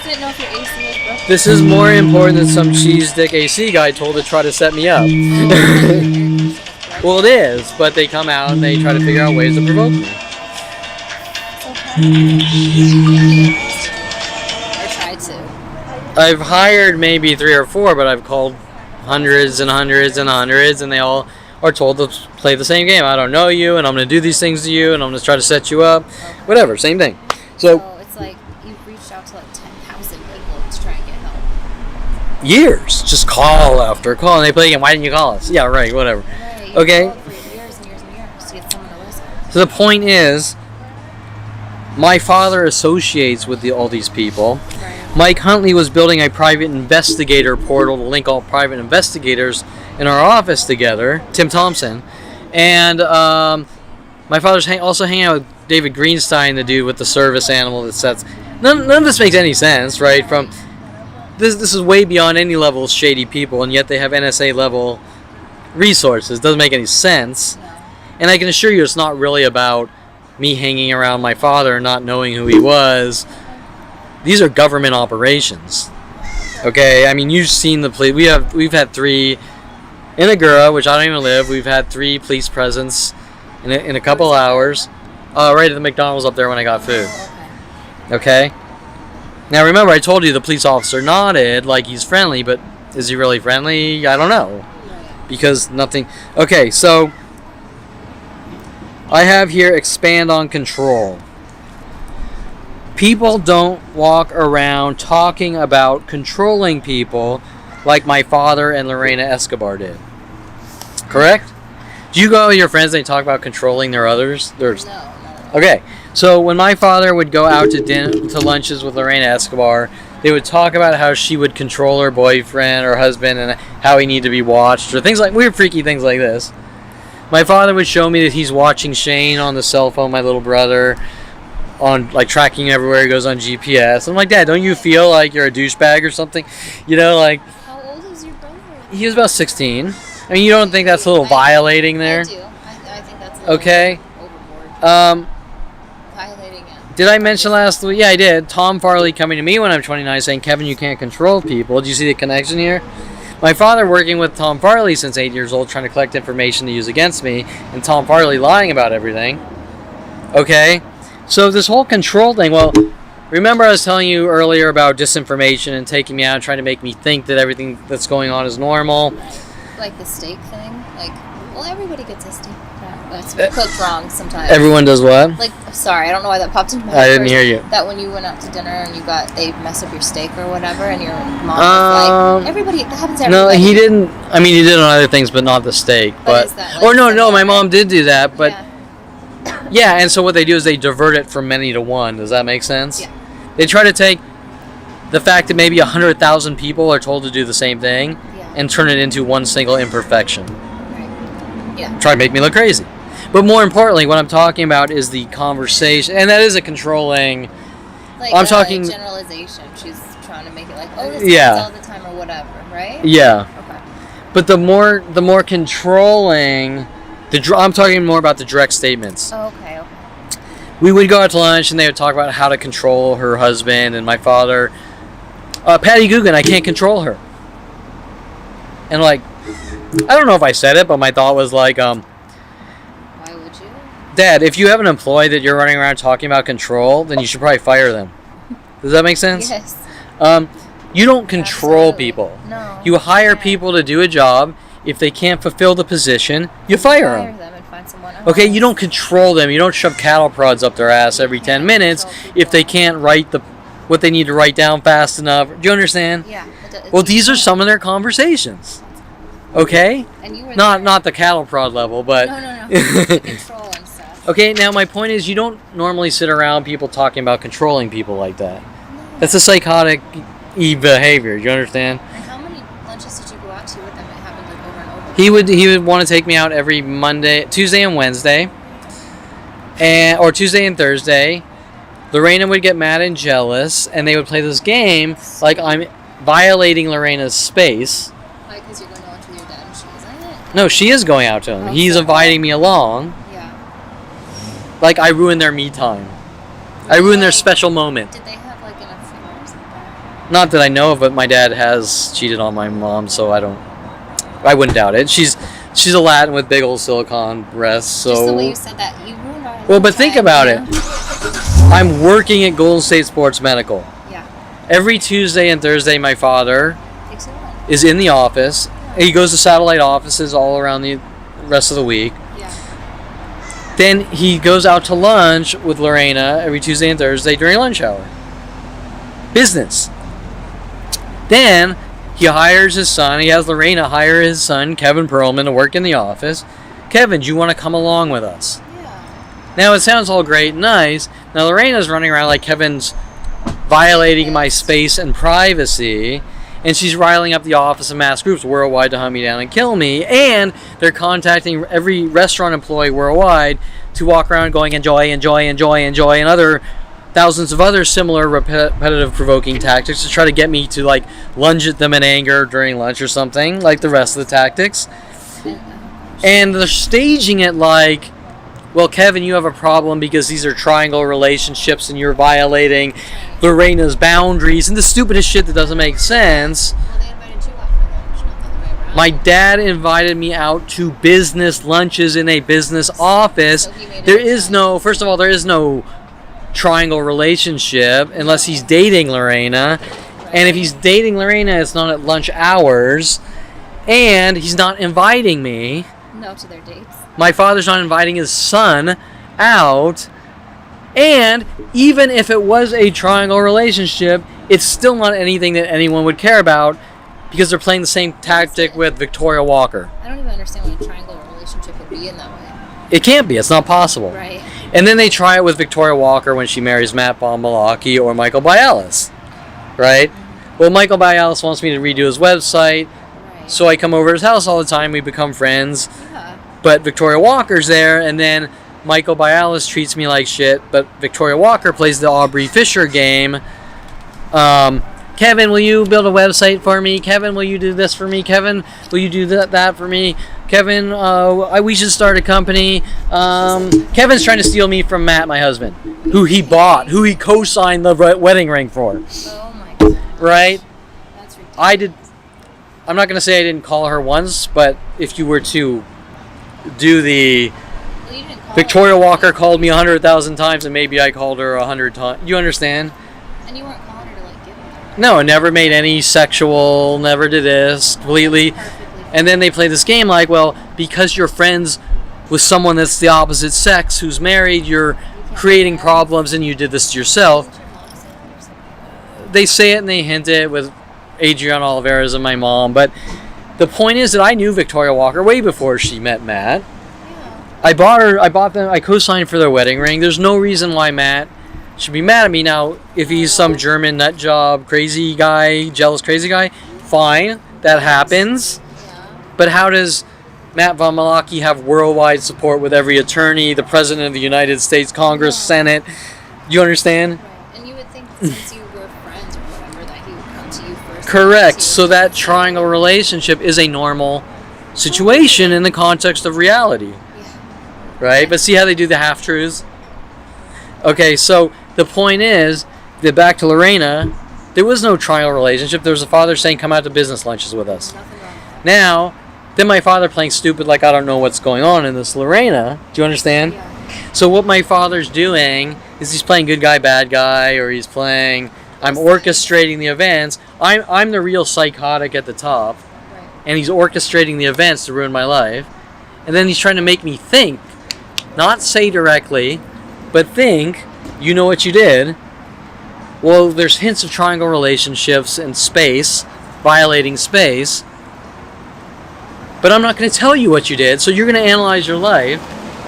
And he wants to brainwash you to think that you did something bad while he hints about triangle relationships and you know what you did. Right. But you didn't do anything. You didn't even come close to doing anything. But he's your dad, so you're gonna question, you know? Correct, and especially at the end, where he's turning things around on you, showing that he's not on your side, that he's orchestrating it, that he's sitting in front of you at the office watching 100 attacks per hour by his employees, but he's not concerned that they're attacking you. He's only concerned if I react. Okay? If that isn't psychotic, I don't know what is. Okay. Okay, so that was the whole control. People don't talk about control. So how does Ron Perlman control Kevin Perlman to not get into studio photography, build adult websites, play pool, go to coffee shops, or be out with people at such places like coffee shops or people that he doesn't agree are good people, that is anyone different than anyone with a medical degree? Do you understand? Okay? If I associate with a pool player, I'm shady and need to die. If I associate with someone I meet at a coffee shop, I'm shady and need to die. If I associate with someone I meet in church, I'm Seriously? yeah, they'll have a new excuse for each thing. So, okay. Okay, example, how could someone be shady at a coffee? I mean, yeah, there could be shady people, but how could... At where? That you could try to use the pool hall excuse, which is stupid. It's like I live in a movie, but let's try a coffee shop. Are coffee shop goers all shady drug dealing criminals? You know, like, doesn't make any sense, right? Or people in Southern Oregon State College all shady people? Are people at University of At the White House. Denver? I mean, anywhere you go, right? Anywhere. The story just changes. The tactic just changes to twist and contort, or they send someone in that tries to look shady to befriend me. Right? So no matter what. Yeah. Like I have stories about, I don't know if I told you about like the fake drug dealer. They tried to No. have befriend me at one of the coffee beans in Topanga Canyon. Uh-uh. I don't want to get too deep, but he kept following me around and wanted to talk to me and try to make me one of his. And they played this game with the cops, like the cops are scared of him. And he was like, he was selling dirt weed that he was like, he's showing me it, that he was buying from people on the street. And I'm like, dude, why don't you just walk into the dispensary and buy grade A legal stuff? Right. You know, it's like, seems like doesn't make any cheaper. sense. Nobody's going to buy this from you. They just walk into the dispensary. And it's all legal with back then with a medical thingy. Medical card. So how are you going to make your money? Well, he's not. It was a scam, right? Yeah, it was definitely not something different. Later on, about a year later, he sees me walking down the street screaming at the top of his lungs in anger, "You piece of shit, you're passing out cards," because the real reason he was mad, Because you didn't go along. he didn't want the truth about what's really being done in my life, and he's obviously paid off by the police or cut some deal with him. You get the idea? Yeah. Okay, so, Where are we at? Show us up. I'll say this one quietly. Try to chop my dick off his dick so I don't associate with women or have relationships. It's sort of one of Oh, their man. hobbling types of tactics with Lorena Bobbitt Escobar. Oh my god. Bob Sandler, my partner before that. Okay, so I had Mike Huntley was one of my partners, and Mike brought in Bob Sandler to replace me, Okay. try to run me out, and I think that they were sort of trying to hint about Lorena Bobbitt. Do you understand? God. I get it. Yeah. That was crazy. Yeah. With a whole bunch of other things about people trying to break me my entire life, like Kelly Hatch talking about men breaking men's dicks and things like this. What? Oh yeah, and this whole breaking dicks things has followed me around from Kelly Hatch. The shit my brother was doing with Corvettes, like whatever. My brother's road rage shit. For my brother popping the waterbed in the house, sending me threats. They want to pop my bladder. Good grief. His road rage shit. He tells me that he threw a VW onto a fire hydrant, breaking it. Once again, the water things. Then he's same type of thing with a Corvette. They sort of sparked a Corvette on wells, trying to break. And then they sort of worked on me. We're going to try to break you. Do you get the references? And okay, so and then they turn around and I'm out doing road rage things, and I supposedly flooded the house and this and that to cover up everything The flood, the hitting. while trying to break me. Do you understand? Why was Kelly Hatch mentioning my guys breaking their dicks and then working on? Do you understand? Do you see this repetitive things that people don't normally talk about? Correct. Okay. Oh, yeah, Um, I heard that one before. Trying to make it look like I'm a danger to myself or others tactic to rid me of the world You're not. with the psychology community. Well, we pretty much gone through that one a million times over, right? Yes. And Christina Stalinsky, Minnie on IRC, Shane Minnie, Paranoid on IRC, What was that? Skylar, Stephanie. Was Paranoid the one? Oh, that's the one you were talking I don't know about if last Paranoid's time. real name. Remember, I met like huge amounts of people. Right. Lynn Junkin with Mike Wexler, my brother's friend Mike Wexler, who supposedly picked locks. I was working with San Diego PD. We're back to the break-in things. I don't know. I could spend hours and hours rattling off names.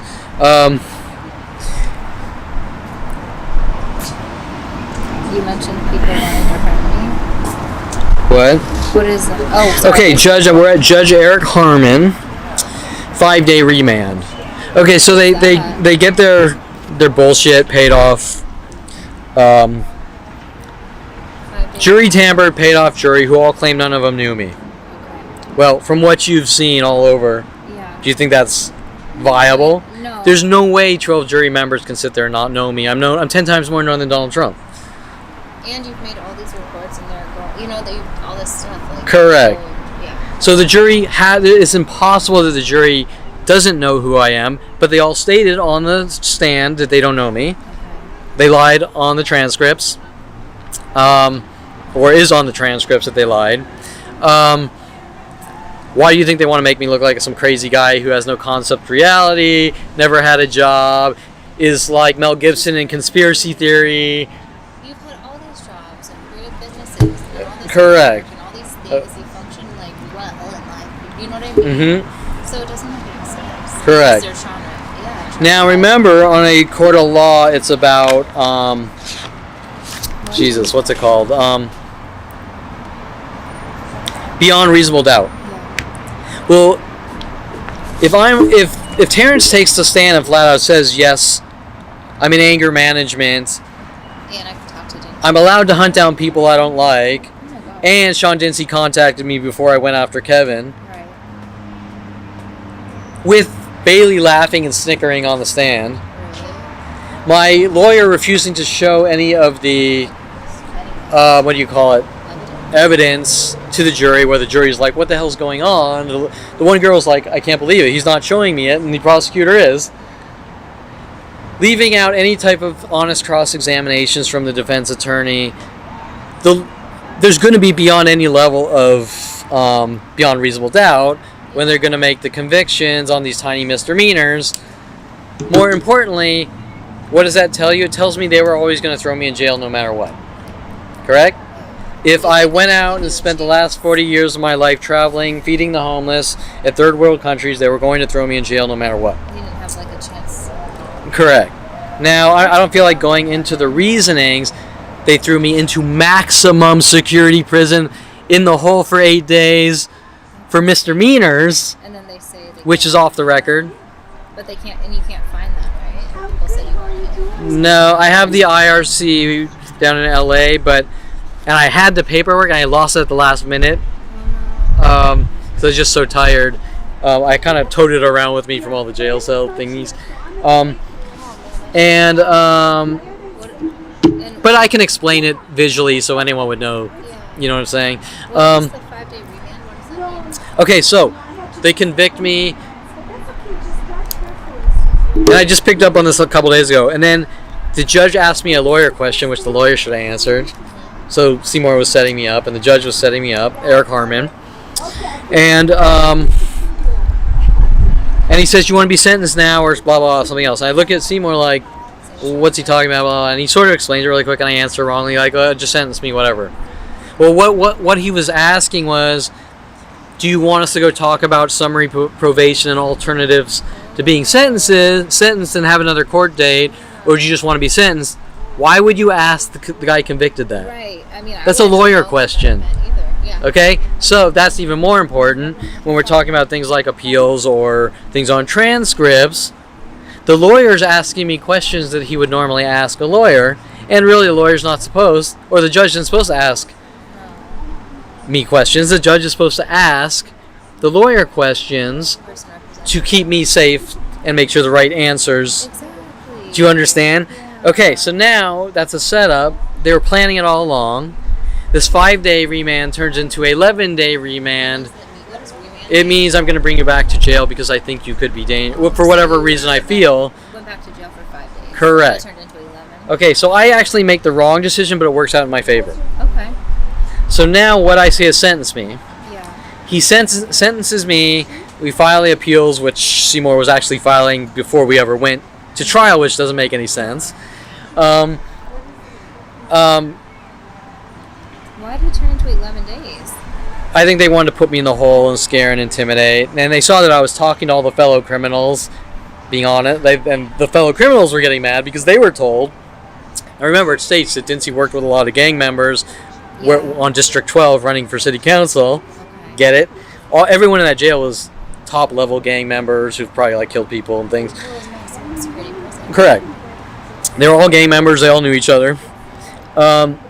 They all knew who I was. Same game, I don't know you. And then they got mad, so why are you here? And I explain what the government's doing, and then a lot of them get mad, like, we don't want you talking. working with Dincy. A lot of them, I think, had fake kiss tattoos all over, which linked to porn stars and things like that. And I'm like, I asked the guy, why does everyone have this kiss tattoo? That's not a gang member thing. You ask a lot of questions, right? Because it all gets defensive, right? Okay, so, whatever. Those are for other conversations, but the point is, and then my family bailed me out. They did. They brought me back. What happened? And then the clerks pretended they hid some paperwork, so they brought me back. Well, after bailed out to try to scare and thug me quiet. Oh, because I stood up to Seymour. I said something like, "You piece of shit! You were always gonna do this." And he got mad, so they brought me back a day. Back to Pitch's Wayside. Yeah, after the bail was paid, and trying to lose the bail paperwork. What the hell? How did we even get? Oh, so the point I was getting at was right. So you're convicted. This is your sentence. I want to bring Kevin in for a 5-day remand. You're sitting at the desk in front of the judge. The bailiff comes up. I'm going to handcuff you. We're going to bring you in the back. After he sits me down, he says, "It says on the paperwork here that you cut yourself." Now I never saw the paperwork, and the paperwork disappeared. Really? I can't tell you if the judge ever wrote that I tried to cut myself in the courtroom or not. You didn't. You've never Of course not. And I went to doctors instantly after getting out and having them examine and write up paperwork saying there's no marks or anything. Okay, and put that up on my website showing. The point is, remember, this entire argument since 5 years old, Kevin is a danger to himself or others. Who speaks like that? Dude, common citizens. That guy in the green shirt, does he speak like that? No, he doesn't speak like that. No, that's therapist. I mean, therapist. Psychiatrist, psychologist, someone with a psychology degree. Yeah. Not even judges have psychology degrees. Who has a psychology degree that has been working on me the longest and would have motive? Mom? And Motive. No, mom, dad, brother. Right. All have them. They don't have motive. What do you mean they don't have motive? No, I mean, you're a good person. There's no legitimate reason to... Correct, but that has nothing to do with motive. What's their motive? They don't have a reason. They might have motive. Do you understand? Yeah. They don't have a legit reason, but motive, Yeah. I don't like Kevin. I want to kill him. That's motive. I think Kevin stole $10,000 from me when he started building engines, even though that's one of my father's fabrications. I have motive. Motive can be anything that states, I have a reason I want to end this guy, rid him of the world, commit the crime. It doesn't have to be legit. Yeah. It's just what's in his mind, and then it comes to premeditation. What he wants done, yeah. Correct. Does he have motive? I don't like Kevin. Did he plan it out beforehand? Right. Okay.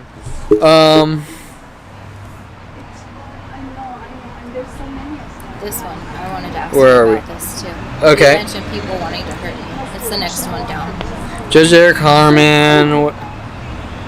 Oh, first, before Judge Eric Harmon, in all these jail cells, I was on security cameras the entire time. There's a reason I bring that up, because some of the claims trying to cover up with Starbucks was that I masturbated in a Starbucks, and then Coffee Bean took over, expanding on the lies. And it's like, if you were in the bathroom... They don't have any proof. Privacy. No. Unless they're putting spy cameras in the bathroom, but even if they have spy cameras, they still don't have the proof, because I want to see the proof. Right. Hence why they're on the defensive. And it's like a restroom regardless. It's a private room. I mean, Which you weren't doing that. if someone actually did go into a Starbucks or a coffee shop, and I'm sure they do. You know what? I walked into a Coffee Bean about a year ago, and the guy was freaking masturbating in front of everyone, and they didn't even care. Are you serious? I'm serious. Yeah, they're all kind of laughing, and nobody cared. And Inside the store. yeah, it's pretty gross. I mean, he didn't. His pants weren't off. His hand was kind of down the pants, and but. Anyways, the point is that let's say someone actually does go into a bathroom and masturbates. Nobody's even going to know. They're not going to think about it. Not going to care. And they pull these scams like Kevin's in there for so long. I've never been in a coffee shop bathroom longer. 5 minutes.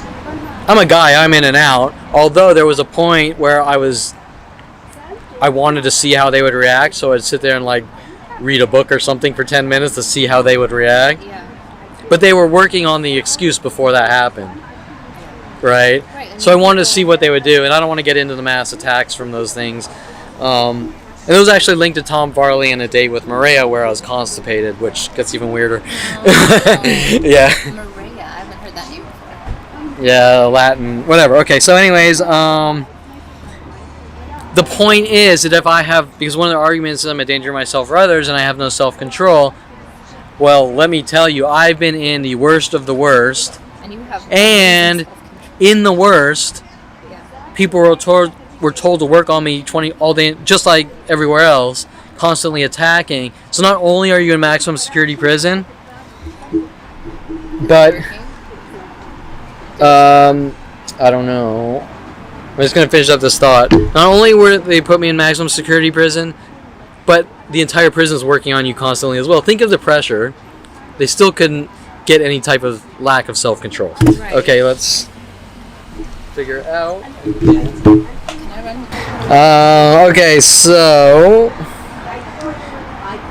just a quick note on Judge Eric Harmon. I found a YouTube, because I'm always interested in the background of people that want me dead and gone or not talking. Eric Harmon on a YouTube at one of the, who knows, judicial meeting summit things, states that one person ruins it all for 99% of everyone else. I mean, what do you have any thoughts on that statement? I've heard that before. Where? Like in school, I think it was. If you get like a privilege or whatever, one person takes it for granted or screws it up, then nobody gets it, you know? Well, I don't think that's what No, he's talking. He's talking about criminal, and he's talking about Like if someone's a gang member, he's ruining everyone's peace in the city. Do you understand what I'm saying? I mean, he's not using it. We're not talking about No, I've never heard it in that context. yeah, and so going in to see Eric Harmon is like, hey, well, you're a troublemaker, so you've ruined it for everyone else. Well, wait a minute, but I'm sitting here and I'm watching. Oh, by the way, we just heard a alarm horn. So the second one, the other one's not on video, but the second one. Okay, so the alarm horn twice. Okay, so the point is that think about that statement. You're sitting there, whether you're in high school or not, and groups of people come up and they start mobbing you to death. You ruined it for them? Like 1,000 people come up with baseball bats hitting you in the head. You ruined it for them? Is your blood ruining it for them? The peaceful community while it's pouring out of your brains onto the sidewalk, right? It doesn't. It's not a thing that judges should say, because the whole concept of judges and juries and fair trials aren't making generalizations. It's about a event, an accusation against a single person, and if there's multiple people going after that single person, because a single person can't really go after multiple people, right? Yeah. And the whole thing was the scam, like, well, you're not allowed to bring in all these other things because it's not the person, your accuser or whatever. Bullshit. Bullshit. Right? It's not inadmissible. If I have proof that mass scoops... Yeah, what are you saying? Okay, like Bailey Bernard, okay? I mean, I'm sure there's some discretion up to the judge. What's inadmissible is not. Yeah, I'm not a lawyer, but I can tell you from the standpoint of an honest judge, right? If you're arrested because you're accused, Kevin Perlman's accused of hitting Bailey Bernard, even though Bailey Bernard did everything first. But they arrested me, and then I have proof that I'm mobbed by 15 people within 10 minutes working with Bailey Bernard. It's not inadmissible because it shows that groups of people are stalking you, and you might even attack Bailey Bernard even though he didn't do anything to you because you're fighting off groups of people, right?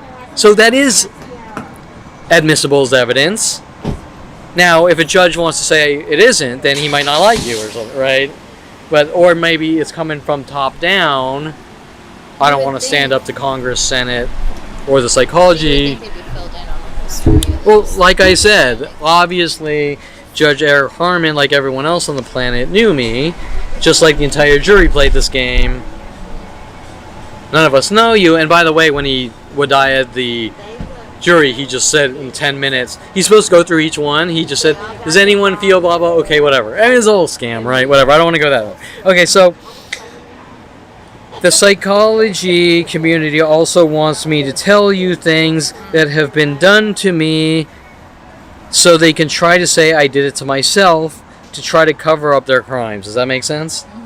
So the entire reasoning that they've been trying to force me into therapy, from the first moment my mother at 29 is giving me Susan Donner, Natalie Craw, who states if I don't take my medication, I'm going to destroy my life, is some kind of like death threat. The second one you said? I don't know the exact order. There's about 24 of them. There's Alex Lazar, who's mad at me for getting into studio photography and telling everyone I'm a fraud. Things that psychiatrists don't do. While pumping me full of like 5 medications at once. What were they? Well, we don't have to go into details. I'm just like, what were they giving you? You know? It's been so long. Ceregrow, Risperidone, Geodone, and 100,000 other, probably all at the same time. But at no point would they address the issues to solve the problem. Playing this stupid moron game that you can't control others and you can't control your surroundings from textbook stupidity that they're trying to turn into absolutes. Right? Let me tell you, if you walk outside your house and 1,000 people show up with crowbars trying to bash your skull in with a crowbar, And you take your meds, no med's going to help it, and you better try to figure out how to deal with the situation before you stop breathing. It's that simple. And to sit there and spout that you can't control others and accept your death and pop some pills is the same thing Adolf Hitler would tell you while dragging you to the gas chamber. Well, and, you know, like I asked you before a long time ago, like, did things, like, slow down when you took the medication? Because that's what they wanted. No, it didn't. And it didn't. It didn't. It did not change. And that's what I thought. I thought maybe they'll lay off once they got what they wanted, right? So what is it they really wanted? That just is like, Death, incarceration for life. it's like you do what they say they want you to do, and it's still Correct, because so you have to break it down into what the agenda is and what the motive is. Kill someone. And the side effects, was it like bad side effects too? Was it too like just? Oh my God! Some of them I slept 20 hours a day. Some of them, one gave me this crazy anxiety, like I was shaking, like I think that might have been Geodone or something. I don't know, but not one of them I felt good on. Not one, and not one of them solved the problem of people attacking me in anger and rages. There is no medication for that. Were you hoping like if you took the medication that they would, just so you could have some relief for a few minutes? You know what I mean? Because like you said, you were thinking that maybe they would do that if you did what they wanted or whatever. I was in an extreme amount of pain in the first 5 years, like I told you before, like 5 years of pressure headaches. And for a while I was thinking this could help and not, and on some occasions it helped a little, on one things it made everything else worse, or there was no cure because you never could function correctly because you're just constantly under attack and there's no... Oh no, go ahead, take it. Sorry to interrupt. That's fine. No, that's okay. That's fine. There's no cure because there's no cure for being hunted and killed. You know, it's just that simple. Okay, now we don't need to bring stupidity from like Corinne T. Phillips, prosecutor, or anyone else into this. We're talking about reality here. And the reality is that people don't get together, mob, torture, and kill people in mass groups, period, whether it's physically touching them or psychological warfare, gang stalking. There's going to be no good outcome no matter how many meds you take. Okay, so anyways, no, it's... Do you think it was like to harm? Or what? Of course. What's the motive? I want you... Kevin's a danger. Kevin's a violent paranoid schizo who's a danger to himself or others. So I want you on medication, but now you're on medication and I'm going even more and more and angry, and the more you pursue your photography career or this and that, we're hunting you down more and more in larger groups. What's it really about? Common sense. By deductive reasoning. Common sense. Well, common sense tells you that if someone wants you to take medication, and you take medication and they keep coming after you with larger and larger groups, then it sure as hell isn't about you being healthy or on medication. And why are people coming after you in larger and larger groups, trying to make you look crazy to put you on medication? because then you don't need medication in the first place. Okay, so by deductive reasoning, we want to off you. We want to rid you of the world, whether you take medication or not. Common sense. It doesn't take Einstein to know that. It takes your basic high school degree of a 10-year-old. The body isn't built to sustain horrific. We're talking 100,000 to 1 million provokings per day if you really want to do the math and add it up, which sounds crazy, but it's actually going on. Some more aggressive, some more subtle. Think about that. Your body cannot sustain constantly being tortured to death mentally like that. You're going to develop physical problems. You're going to gnaw your face off. Do you understand what I'm saying? You're going to develop social tics, or not social, facial types of tics. It's just so much like tension, stress, pressure, pain all the time. Yeah. Your body is, it's gonna come Yeah, you're going to start. It's like someone that you're. If you had 100,000 people whistle at some guy per day, he'd probably chew his face off. Do you understand? Okay, it doesn't matter what medication you take. Stop fucking whistling, right? It's like, stop sending me the high-pitched noises, whatever. Because the body fights off things it doesn't like, and we're all built genetically the same, somewhat. And if I keep jabbing Brittany in the side with a knife, I don't care who you are, the body's going to react saying, I don't like this. Okay, so the point of gang stalking is if 40 people per day walk by you whistling and 100 people per hour see you and park their cars backwards and honk their horns in 2s and 3s, your body mentally is rejecting the stalking operations, and therefore you're going to develop all sorts of different pains, whether you get used to them or not. Maybe you get used to it and get numb, and then you chew your face off. Okay? So the point is, there is no cure, there is no medication. There's just die or put a stop to it and try to normalize the situation. Now, to the next question, which is relevant. The psychology community also wants me to tell you things that have been done to me, or how I feel, or my reactions, so they can try to say I did it to myself, I'm crazy, to try to cover up their crimes and figure out ways to lock me in jail cells or mental institutions, incarcerate me for life, make me look like a public nuisance, someone who doesn't fit in society or shouldn't be in society. You mentioned that before. Correct? How your mom So, said that you have to tell everything. so, and not to put you on the fence, what they want you to do is ask me the questions you just asked me, not trying to be mean, No, it's okay. and then you to go, these things aren't happening, and Kevin is crazy and he needs to be institutionalized. Do you understand? Yeah, I do understand what you're saying. Okay? No, I just was talking about your well-being. But that's my point, is the entire operation since 5 years old is to say, Kevin, you have a problem, and so we need to put you in a mental institution. That doesn't make sense. Okay? So now we're going to create the problem,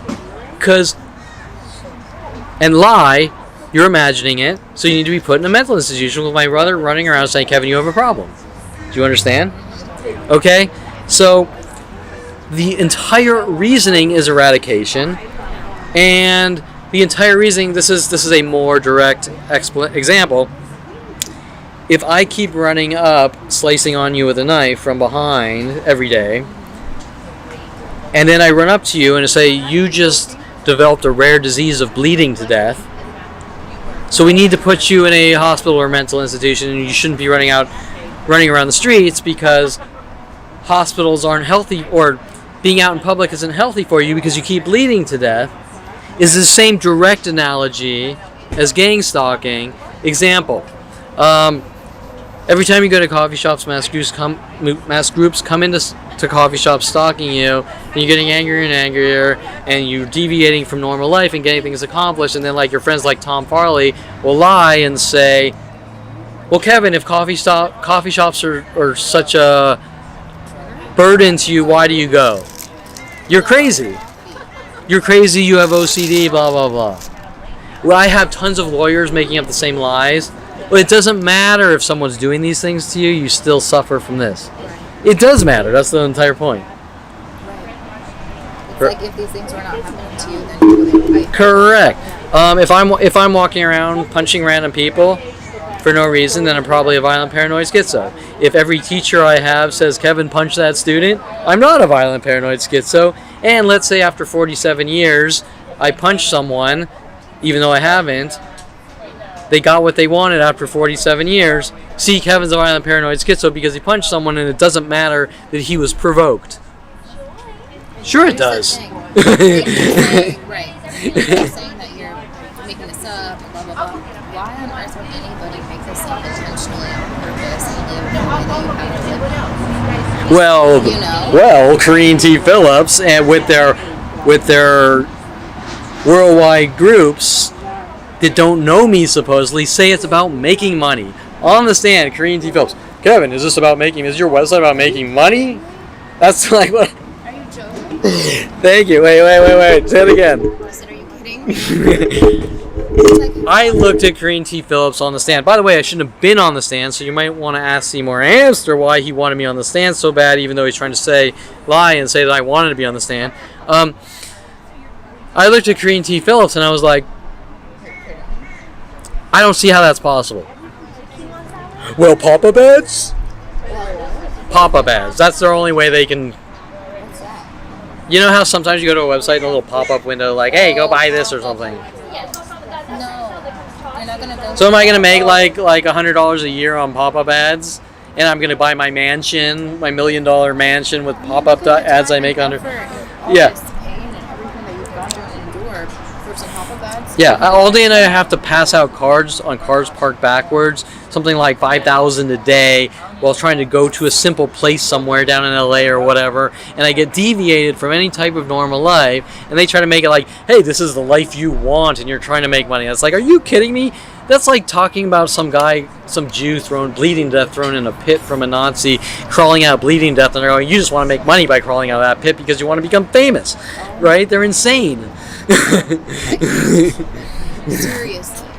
Yeah. You're spending more than you think on pop-up ads having to do all this anyway. Yeah, that's why I told her on the stand. She said, don't you think that the taxpayer money of having to clean up cards or paper or whatever? And I was like, well, what about my money? What about the money I have to spend on advertising, leave me alone or whatever?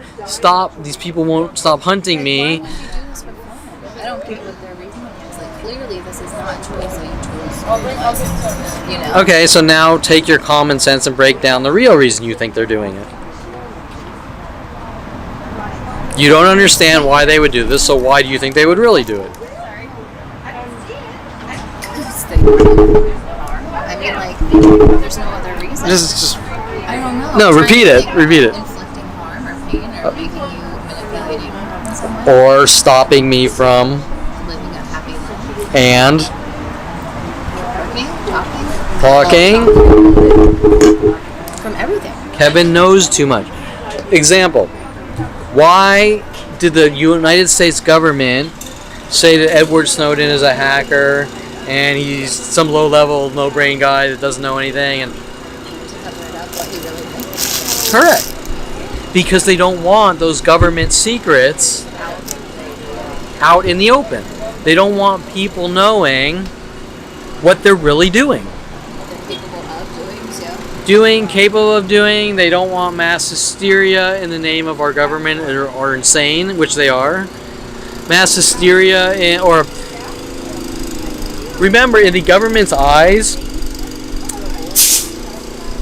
Edward Snowden says it himself. The government pitch for the greater good and terrorism, and then they go out and they build terror networks for our own people.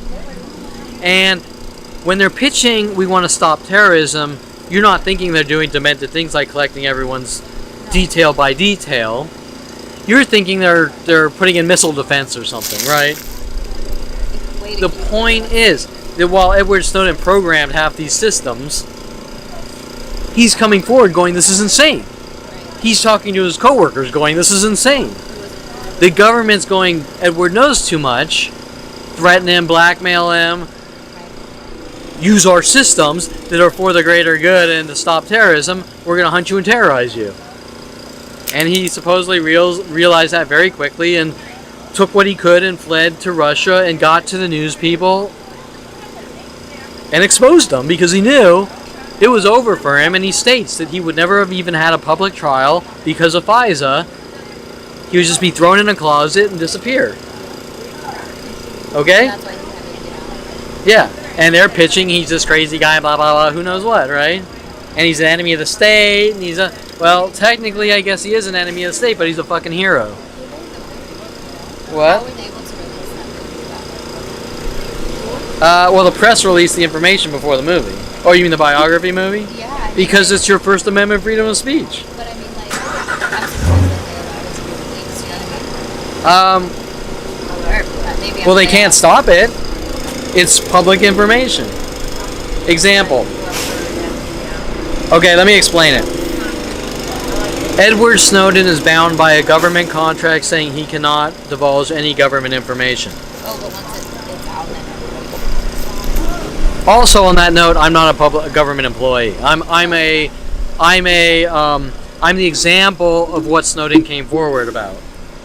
I'm not bound by any contract. I have the First Amendment freedom of speech, even though they won't let me talk, which makes their crime much bigger. And me, I've done nothing wrong.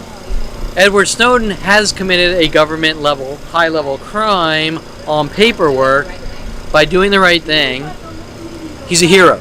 He sacrificed his life. But the press has not signed a contract. Okay. Edward Snowden signed a contract. Right. Edward Snowden releases the information to the press. The press televises it. Edward Snowden is out of the country. He's protected by international law, but he can never come back to the country. What is it called when they're protected or held? I don't remember the terms of...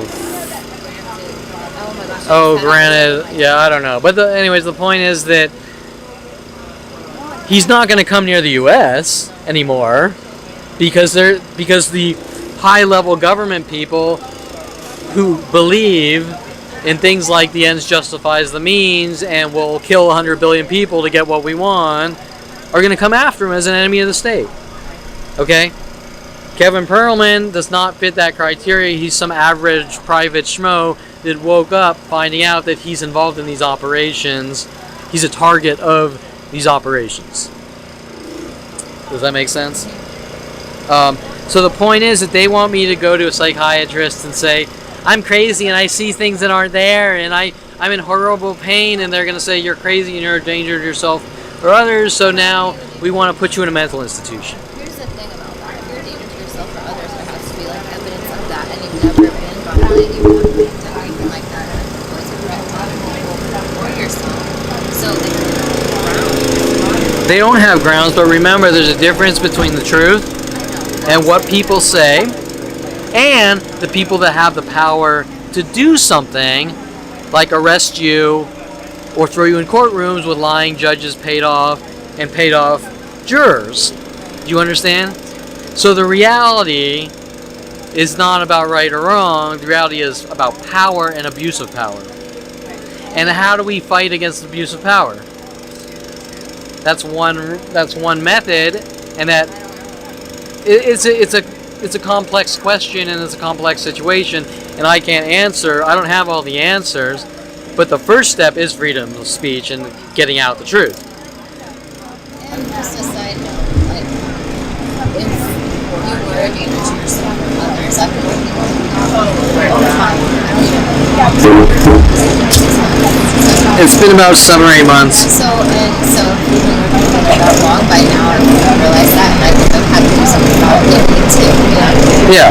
Danger to yourself. A real danger, yeah. Exactly. Like what criteria would you say, like if I'm running around with a machete or... If you had like a limited time or means. Okay, like if I told you I'm going to go out and do these things to this... Yeah, if you're like, okay, at 12 noon today, I'm going to go home, pick this knife out, pick this person. Okay, confession of a premeditated confession of a murder or something. Yeah. You sit in the room, I'm going to go home, pick this knife, and sit next to me. Okay. And definitely me, I've never done anything like that. Yeah. Let's just, because the lawnmower, it's just, I just want to... I just said you're not a danger to yourself or others. You have no intent. You've never talked about anything in that realm at all about doing anything. Correct. I just explained the situation and said that people need to be held accountable, But you and that's never- sued, or their names Never physically exposed. And so I'm just saying, like, if that were a thing that I was concerned about with you, like, I definitely would have had to say something legal at the wrong time. Yeah, of course. So, Okay, I mean, so there it is. I mean- Now let's just put this on steroids. You've seen me sit in public while being attacked. Now, what's your opinion about me? I mean, don't you feel like you've seen me? I'm just because of the lawnmower. Okay, we're talking about a serious accusation that I'm a danger to myself or others. You've seen me out in public from location to location being provoked endlessly. While not, she hasn't seen the real hardcore situations. She's seen on video crazy physical attacks. She's seen on video things like driving around the park with 15 cars and pairs of twos and other things. On video, she's been out in public with me, maybe 50 provokings in a couple hours, maybe. She hasn't seen any of the hardcore things that I've been through, like hundreds to thousands of people per day at coffee shops, people launching cars at me, you've seen the physical dog attacks on video. On each and every situation, how would you say my demeanor about self-control is? you're very calm and collected and handle the situation way better than anyone. Okay, I want to make sure this gets on the mic. No, there's no aggression, there's no nothing like that. You never attack anybody, you're very calm. Okay, and in situations of extreme fear, what have you witnessed? You're still like, okay, this just happened. You're very matter of fact. You don't raise your voice or yell or scream or nothing like that, you know? Yeah, and I have, but we're talking about. Attacks. You don't shout out the window or whatever. Like, you know, Well, I have, but that doesn't qualify as a danger. no, I mean, if somebody spits on your car and calls you an asshole, like, there's reasons to be upset. You know what I mean? Correct. And so I'm not going to tell you that I'm a robot, and I have reacted from time to time under extreme abuse, but I've never done anything that's a danger to myself or others. I've never attacked anyone. I might yell at someone like, "You're a piece of fucking shit," and go. If they won't leave you alone, Yeah, and it's always I'm never provoking. I'm always you're never defending instigating. myself. You're Yeah, never saying, hey, correct. here, let's throw it out. Like, no, you're not gonna do that. Like, out of nowhere, if somebody's provoking you or trying to harass you, or you think you gotta defend yourself, you're like, Yeah. you're never like instigating. And every situation I pretty much walked away from, except for the things that You couldn't. don't count, like where I work, which you couldn't anyways. But that's not the same literal as someone attacking you. You know what I'm saying? The security guard at Starbucks, you have to hit several times in the head. That only happens when you protecting yourself, right? If you said behind you, come up behind you. Let me think. In the head, this He hit me 7 times. First one in the back of the head. He followed. He did not stop. He kept going over and over and over. And I was finally, after the haze cleared, I went like this, and he hit my arms. And I was lucky. I told this to a guy, and this is when Crean T. Phillips rearrested me as well. I was holding my camera, an older version of this camera, and I was holding the camera strap, and I went around, and I went bam, and I hit him in the side of the head. After 7 blows to the head, I don't even know if I should be saying this on video because the cops will be like, Kevin's lying and we're going to arrest him. Okay, you defended yourself until it was completely unhealthy or wasn't stopped. Correct. There were witnesses. None would say anything. None would help me. None would call the cops. I called the cops. He called the cops knowing that I called the cops. This is John Paul Naranjo. Cops didn't care. Well, they don't like you. Well, what does it matter they don't like me? They just tried to fucking pretty much kill me, right? Yeah. I did throw some water on him, but still, water's pretty harmless to physical attacks. You didn't see me hunt down and try to kill the guy that spit on me. You saw me drive away. Okay? Correct. And then, because it doesn't stop ever, I expose it. But, by the way, the lawyers refused to help me to sue the security company with John Paul Naranjo. All working together to cover it up. The prosecutor, Crean T. Phillips, is she was making references about it in the court because you couldn't bring it out directly to try to turn it around on me. Do you understand? All these things are being covered up, no matter how much video, no matter how much proof.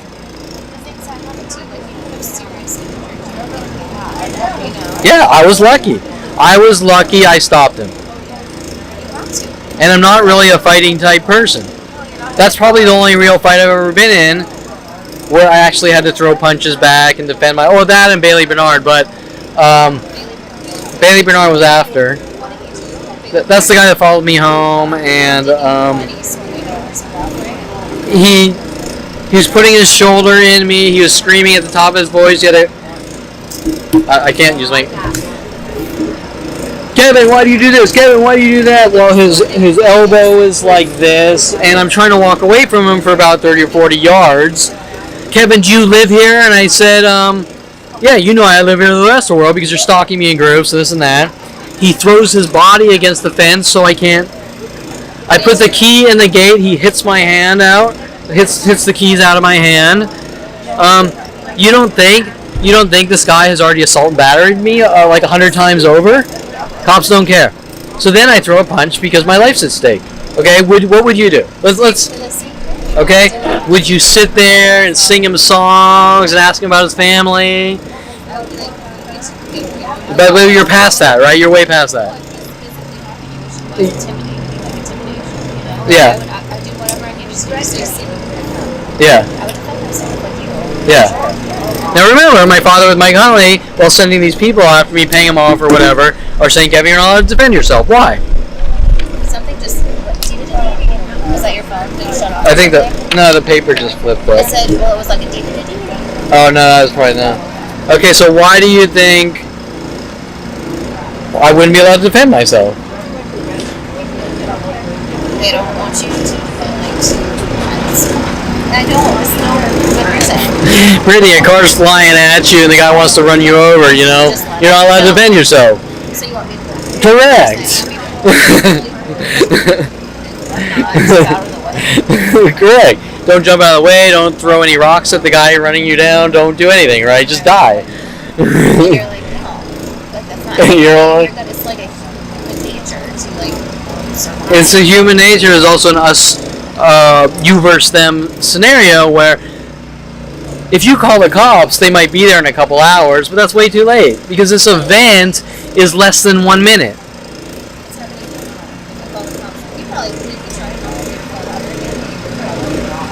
I can't remember.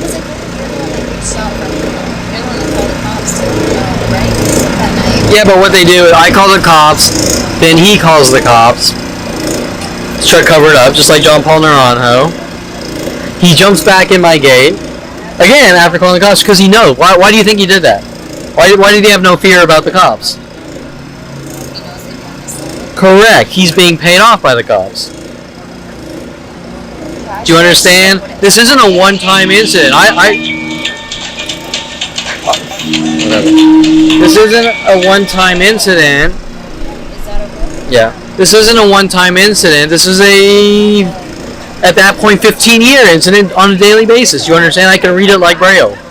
Okay, now the cops are mad. Kevin, why didn't you wait for us, which is going to take 2 hours? And why did you drive down to the police station? Okay, think about that from a psychology or human safety. Are you going to sport around? This guy just followed you home. He attacked you. He did all these things. And he's being paid off by the police. Not just him. Mass Dincy neighborhood watch groups. All doing the same things as you for 15 years all day and night. Okay, think about that. Do you think you have a chance? Okay, do you think Bailey Bernard is going to be honest in the first place? Okay, so they're going to arrest me no matter what, correct? And they did. And then I go down to the police station.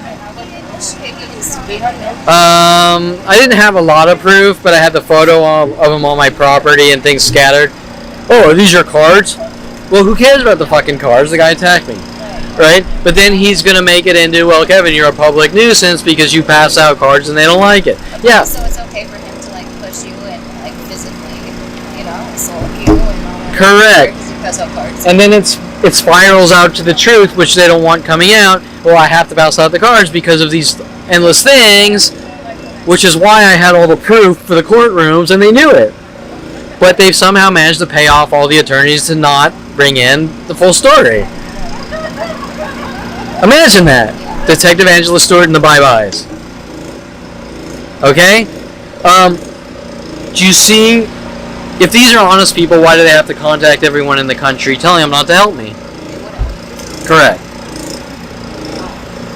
They wouldn't have to tell people something. Anything. At all. Yeah. They would have to lie. If it even got to a courtroom, I would spew out 10 terabytes of proof that this guy's involved in a mass conspiracy, and it'd be over, and it never would have gotten past pre-trials because the judge normally would say, I don't want anything to fucking do with this because my name's at stake and Kevin's being hunted by 100,000 people a day. Right? Just check out the red and black here, park backwards. And also we have a Terrence Scroggins Miata here. Oh no, that's a Mazda. Yeah, Mazda Miata. Okay, so not the real Terrence Scroggins, a double with a black car. Terrence is green. Okay, so we're gonna wrap this up.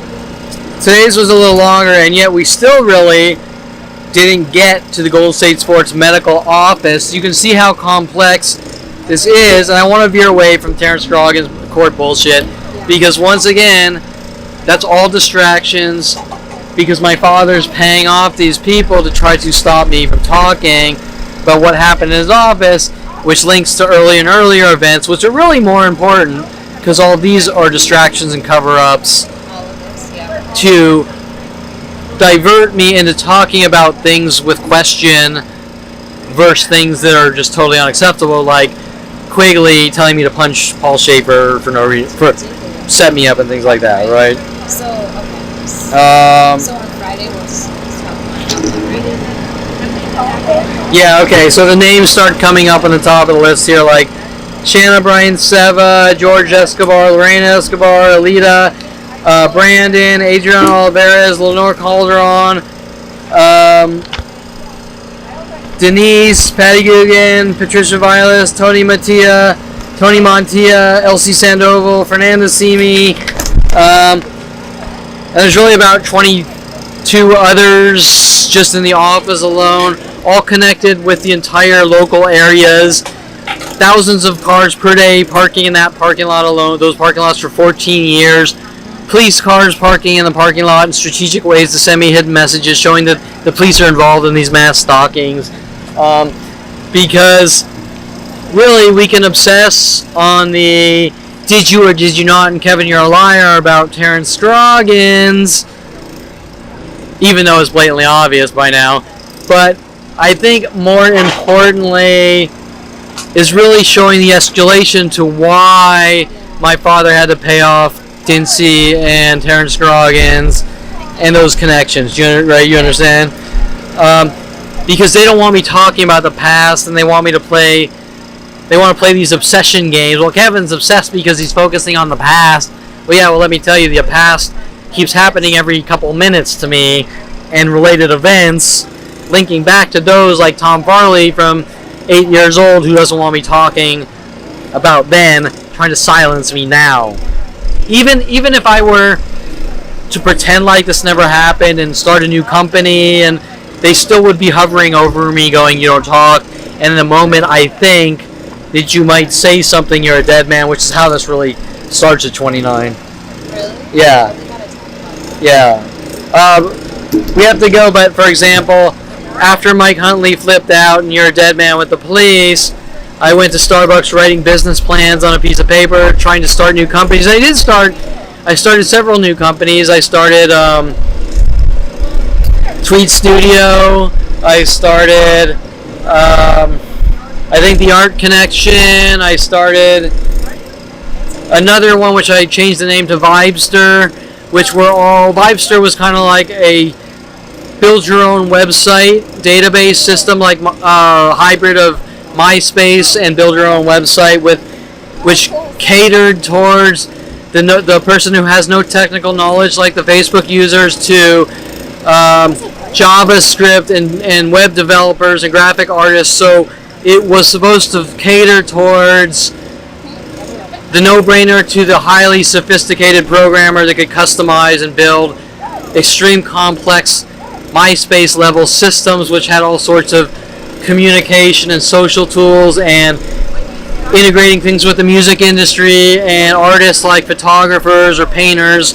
I only got a tenth of the way through it and hiring hundreds of programmers, and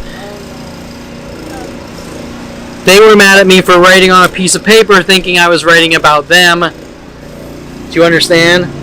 We think he knows. We think he might talk while he's doing other things. We're going to hunt him down. It didn't matter if I deviated my focus from what these people stalking me versus, yeah, they were coming after me no matter what, from the simple fact he has enough information in his head, we're going to exterminate him with the police and government. Yeah. So, no, and I still can't. Yeah. Those are all like great ideas of building all these habits. Yeah, these weren't small websites. These are websites that required 10 to 40 programmers and across multiple years of development. And my father would play these games like, you're crazy and you have OCD because you can't just hire one programmer. You can't just hire one programmer. How would that work out? Right? For something that large? Correct, it wouldn't. And they always have some cover-up excuse. Well, you demand extreme and you things that don't make sense. In today's internet reality, you have to do something larger. You're not going to survive. You have to do something different or you're not going to survive. It's going to take a lot of work, just like Mark Zuckerberg. He started by himself, but instantly started hiring people, moving into houses, hiring programmers. Right, that's what you need to do.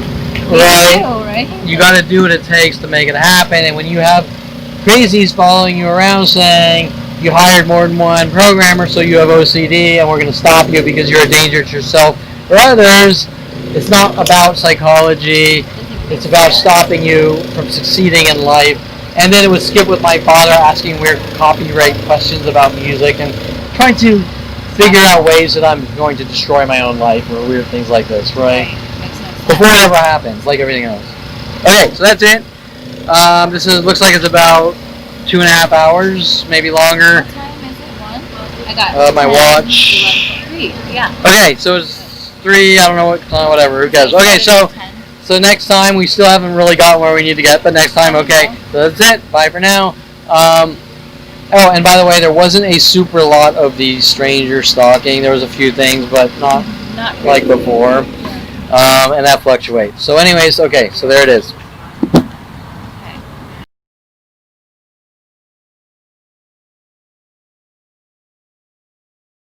Okay, so me and Brittany are about to leave, and we were just talking, and we were noticing some things going on in the parking lot now that we're about to leave. And actually, Brittany, I started in kind of talking about it, but Brittany noticed a lot more than I did. And I sort of want to just regurgitate what you just saw, what we're witnessing right now, Brittany. And I'm going to point the camera. What you see that they're saying I'm too hypersensitive and it's not happening. Well, you definitely notice this now. Well, I do, you know. Well, like you said it to me though. This time. Okay, so just slow down, break it down. What are you witnessing in the parking lot after about 10-15 minutes as we're leaving? People showing up doing specifically. Walking backwards. Okay, we have specifically, talking specifics. Backwards. Red, right? Well, Is that what you mean? 2 by reds. specific? Yeah. 2 reds Right and pairs there. of 2s. Right there. Okay, what else? License plates after you pointed out that first 22 or what the 22. Okay, so I pointed out, I made a statement that yesterday groups of people were following me around with the license plate ending in 77, Friday, parking at the Jamba where we were talking, and then another one later that day. Okay, so 99. so now how many ending? That was 99? Yeah. Okay, how many plates ending in 22? 1, Point them out. 2, Come on. 3. Okay, which cars? That white one. Over there. Okay, we The have Honda. this red car backwards by the other red car in pairs of 2s. Audi. The Audi here, 22. Over there where those people are walking, the 22 on the white Honda. There is a white Honda back here ending in 22. There are 2, a black forwards Audi, a gray backwards Audi. Brittany just said a 99, which may or may not be, drove by. If we see, now I'm looking for all these double numbers. if we see groups of 99, then it will be past the coincidences. Yeah. Also, as we hear more of the higher rate, okay, just to notice on my video yesterday about the groups of Jeep Rangers following me around, there's a yellow and black one backwards. What else? We're just gonna do a quick ending part of the video here. What does this guy have? I don't know. He looks normal. We also had a honk. Some kids come out of this, I think, Mitsubishi, go into Wildflour, honking the horns 2 or 3 times, and then they kind of looked at us talking about it and did a fourth, just like we saw Friday, the 3s and 4s. Okay. And then there were several other things kind of ramping up as we're leaving. I don't exactly remember. And you're also seeing as we leave, there's a higher rate of cars backwards from when I got here, except it was kind of empty. It was almost fully normal when I got here, but it was also empty. Yeah. So just on the surface, think of the manpower of the people coming by with the mental illness tactics. Now remember, these are things you don't normally look at until the gang stalking groups put you in a hypersensitive state. Correct. Once you notice, then you can see it, all of it. Yeah. And then Not paying attention, some things that may or may not be that I know from experience. Right. Like they use 300s to follow me around now. This 300, that's the model. It's just by itself, so you would never know if it is or isn't. Does that make sense? But the more obvious, the 2 red cars backwards, these 2 red cars parking next to each other, like I have thousands in front of my house doing that. The 2 Audis, which are spread, the 22 ending in 22 plates, that's huge. I mean, That's crazy. statistically, what are the chances, statistically, that could happen? I don't know. I mean, yeah, we all believe in coincidences, but let's be real here. Statistically, we got 3 cars ending in 22 right here in this tiny little area, and this types of thing happens every hourly wherever I am. And then we have 2 reds just happening backwards together. The honkings that Brittany sees with me every day. Yeah. I mean, in your gut instinct or opinion, do you feel that this is normal, unmanipulated? Who, I don't even know who did that.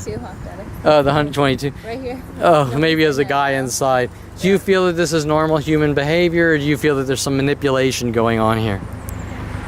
Well, I feel like it's unusual to see all these things at all at once And in the same lot. meaning? Meaning I've never seen anything like that before. So you're it's hard to saying you're not sure, you don't know. Well, I mean, Okay, right? Did you say that again? Right? What do you? It's just fucking. You don't think that I that? know how it took you a long time to like figure it out, but I'm definitely seeing it. Like, and it's like. Yeah. Okay, and it's one of the 22s. Just honked their horn twice. You've now seen on video 2 people, or no, only one's on video. We've also seen later someone honking the horn twice. You see it. We see it everywhere we go. Yeah. Just the first. I mean, the first time I've ever seen. there's like, nothing the in license your plate. there's nothing in your No. brain going. This can't Weird. happen by itself. Right. Yeah. I mean, sure, it could be a coincidence, but like, what are the chances of like all that? Right. Well, what if we separated the honking in 2s and 3s alone? Well, yeah, that's a lot. We see that every day. Like, see again. That was just once though. It's just, it's weird. No, I think like it's Okay. given a coincidence. So if you're walking around and all of a sudden every day you see cars with 22 Oh, plates, then I would and then maybe the next day definitely- it's 7.7s, the next day it's 9.9s, and you're going, What the hell? Yeah. and then it's more obvious, like 2 white Civics together, 2 blue Civics together, 2 Right. green well, now Jeep I'm Rangers. Sure yeah. Once you're aware of Yeah, it, then so- you're more aware of it. So I sort of want the people to understand that the act of It mass happens groups over and over and over. doing it over and over. For me, it took 25 years, from 5 to 29. And I still wasn't believing up until about 29, maybe 37, fully aware of Of course specifics not. from That's people why sent in we- my life. Yeah. The more it's done in repetition for your entire life You're gonna notice until these you things. notice. Now that can only be government operations. And so She's seeing it. Well, I mean, we're seeing it right now. Oh, We're yeah, seeing there's no denying. the two Audis. Technically, I don't know if this is or isn't, but there's a this Camry here. This is also a Camry right there. I mean, these I are can't just tell you because facts, there's a lot of know? Camrys. Yeah. But like, these are just facts. Like, yeah, I see the Yeah. 22s. Yeah, I see the 8s. Okay, so if you see this every Every day. day, statistically, is that possible? I mean, the honkings and twos. I don't want to say possible. Is it possible based on normal people living their normal lives? I don't think So so. there has to be some kind of manipulation, right? I mean, I can't say for sure, like you're saying, but yeah. Like communication. Like, If you see Kevin Perlman, honk your horn twice. right. Verse, Let me just lock my door. verse. Nobody knows you, Kevin, and you're imagining it. Right. No, you can't. What's your opinion They on that? can't deny it. It's in front of their faces, you know? Like, you're not making this shit up. Like, you're not saying that's a 22 and it's an 87. Correct. So what's your opinion whether I'm seeing things that aren't You're there? not seeing things that aren't there. Okay, so you're seeing them, correct? Yes, absolutely. Yes, and they're Okay, unknown, and you'll absolutely. agree that they're not normal, they're conspiring people. Well, You noticed it before I did. You yeah, noticed no, the 22s. As soon as I noticed it, then I noticed more and more and more. So the more aware I am, then the more I see it. You know what I mean? Correct. So and now we it's, come back to abnormal. statistics. Yeah, statistics. Statistically, if I go home right now and there's like 599s in front of my house. That's not coincidence. Okay. That's not coincidence. There's no way.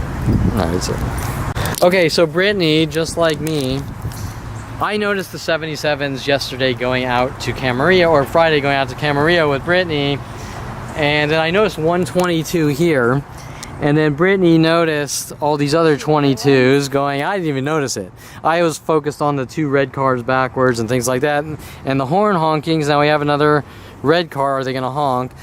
Now, me and Brittany just agreed that Brittany's like in denial, like I see the 22s, but you know, is that It's the first time possible I've ever seen it, to you know? coordinate these people with ending plates in 22s? Well, I don't doubt that at all. Because of everything, like I've seen with you too. Yeah. I don't doubt So that. what are the things you have seen that you know 100%? Oh, well, all the honkings and the people showing up in patterns and all that. Okay, so you agree that It was while we can debate on the 22s, that the clothing patterns, it's and the what was it? Oh, the cars backwards, the pairs of twos, the honking in 2s and 3s or more, right. are way out of the norm of how people normally behave, Way out of the norm anything I've ever seen. and yeah. that it's showing a conspiracy of communication among strangers based on something that they're being notified to do something for some reason, correct? I mean, yeah. Right. It's like a flash mob. Right. You know, when everybody is like outside, nobody is aware that they're all supposed to get together or whatever, and then they all come together and like dance. Does that make Well, sense? no, but they have to be aware. Listen. No, that's what I'm saying. They communicate about it, but nobody else knows that they did. Well, Like, listen, all look at the meet circles. I mean, that was the next question. I actually have this in my notes and we didn't get to it. If everywhere I go, stranger after stranger is honking their horns 2 or 3 times, Right. that means there's some kind of mass communication saying everyone, That's what I was. wherever you go, or everyone worldwide, honk your horn 2 or 3 times. Right. And my next question in my notes is if everyone's told to honk their horn 2 or 3 times, That's, and I'll leave out the fact that this starts the next day after I accidentally honked my horn 2 times, then doesn't it have to be directed at something or someone? Example, if everyone's told everyone just honk your horns 2 or 3 It'd be times for no random. reason, yeah. they're gonna be like, what the fuck are you talking about? But if you say There's a reason behind it. You mean then people are more likely correct, to do it. let me give you an example. At a concert,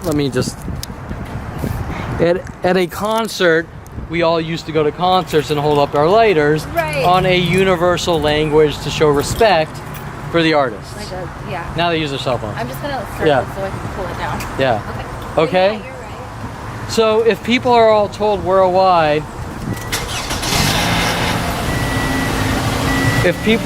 told worldwide, to honk their horns 2 or 3 times for no reason, they're gonna be like, what the fuck, are you crazy? Right. But if people are told worldwide to honk their horn 2 or 3 times directed at someone, right. They're who more do you likely to who do you it. think it's directed at? Right. I mean, it's got to be directed at someone, right? Right. Well, clearly, like you. Okay, there you go. Because I why? Okay, so now we want to go to the next question. Why is it Kevin Perlman? How do we know that? Because these gilts, so I'm going to call them gilts. Yeah. These mimics, these gilts. Kevin tapped his foot by Aubrey Fisher. 6 years after that, people were why we're tapping. Kevin honked his horn twice, worldwide instantly. Now do this for the rest of his life. And this goes from thing to thing. Kevin parked backwards.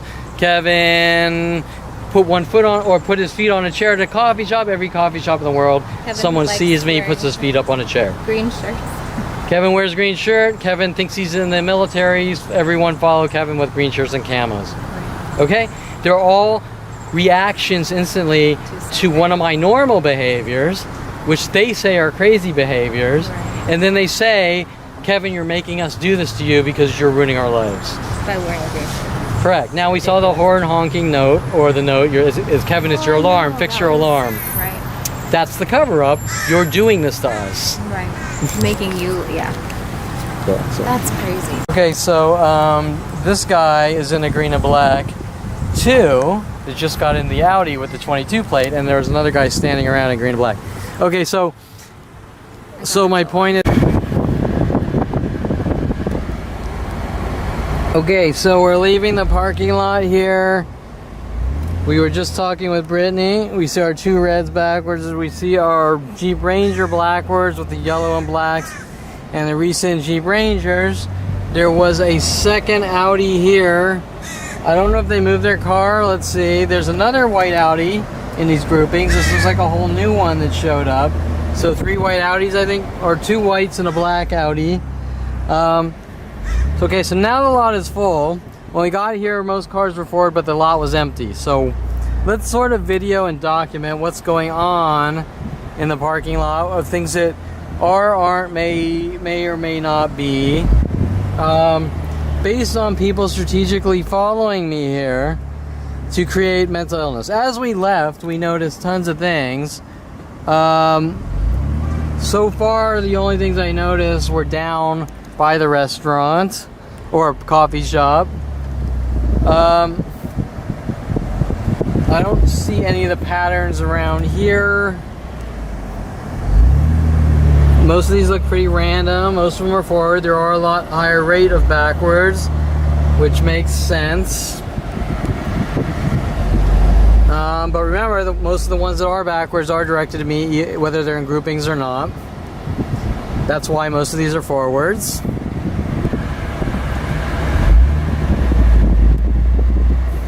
We've had the police come in the lot twice checking up on me.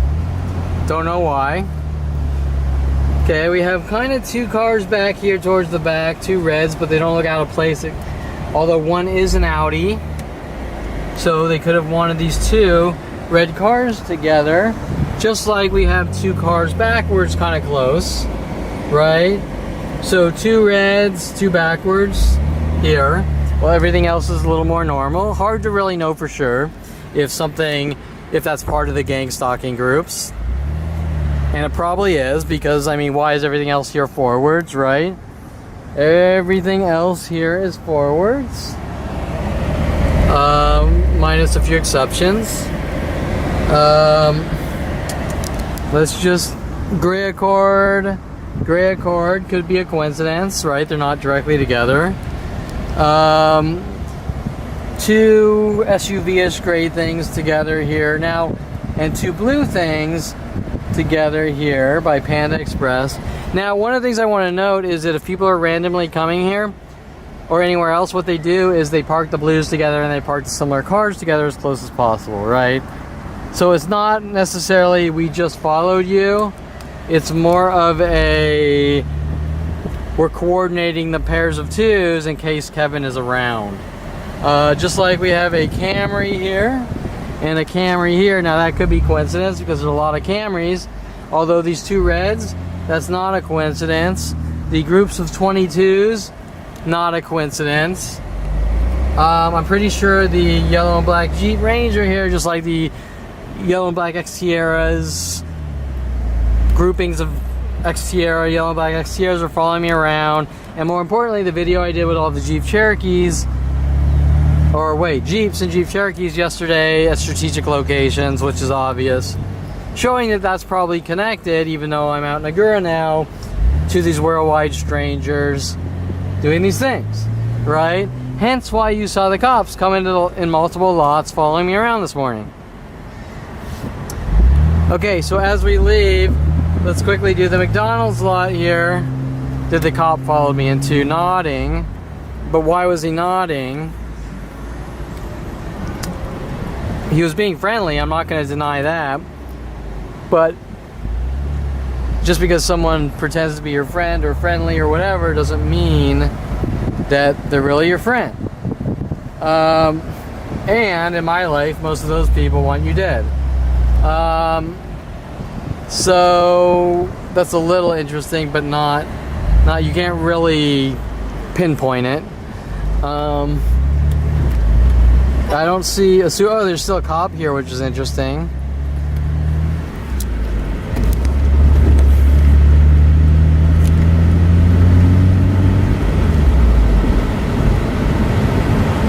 And it's a female cop. I don't know why the cop is living at the Starbucks or the McDonald's.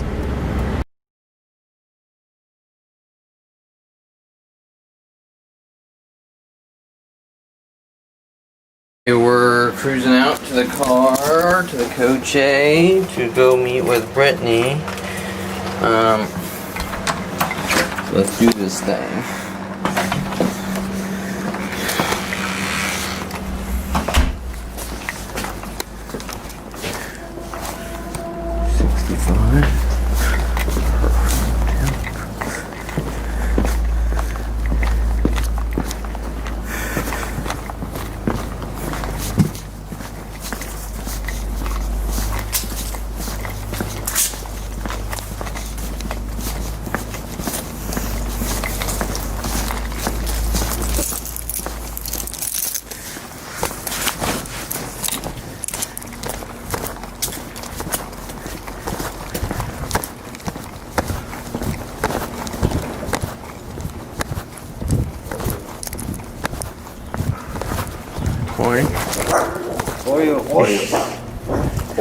Come here, baby.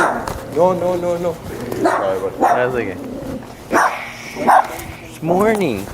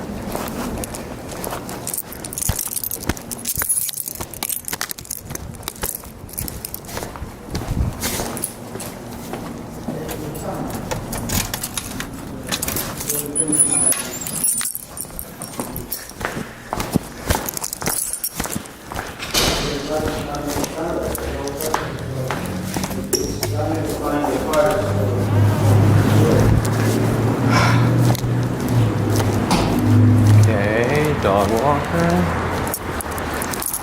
We are two BMWs together from yesterday. We have a gray Accord here. So there's probably more Accords. And the white Altima right here by itself. So that's not enough until we see more Altimas.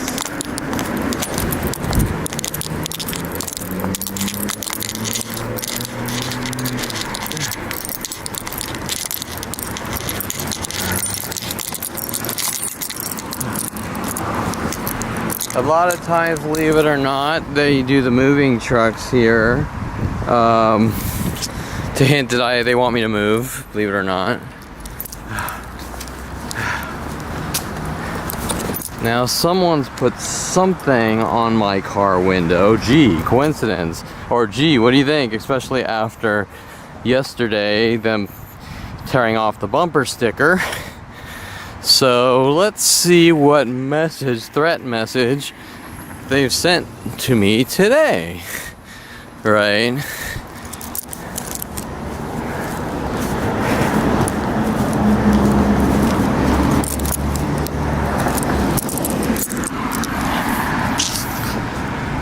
Today, it's fix your fucking alarm. Fix your fucking alarm. Okay, so what that is, it's a cover-up.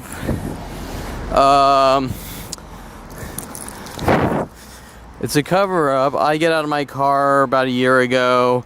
I accidentally pushed the alarm button more than once. Worldwide for a year, probably longer. People told worldwide. Ow. People told worldwide to honk their horns in 2s and 3s. Worldwide to make me mentally ill. Years.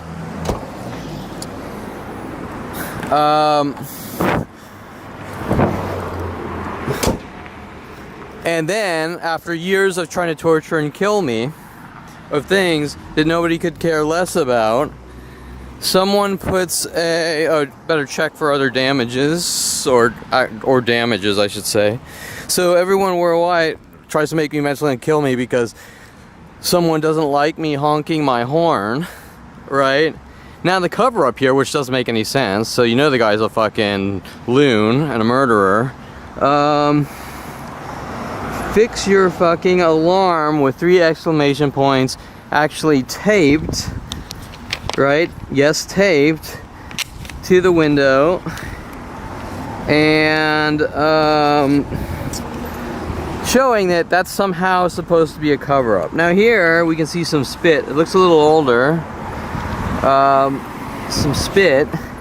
So also, if you want to break the situation apart, while the guy is spitting on my car and taping signs like you farted wrong and don't do it again and this and that,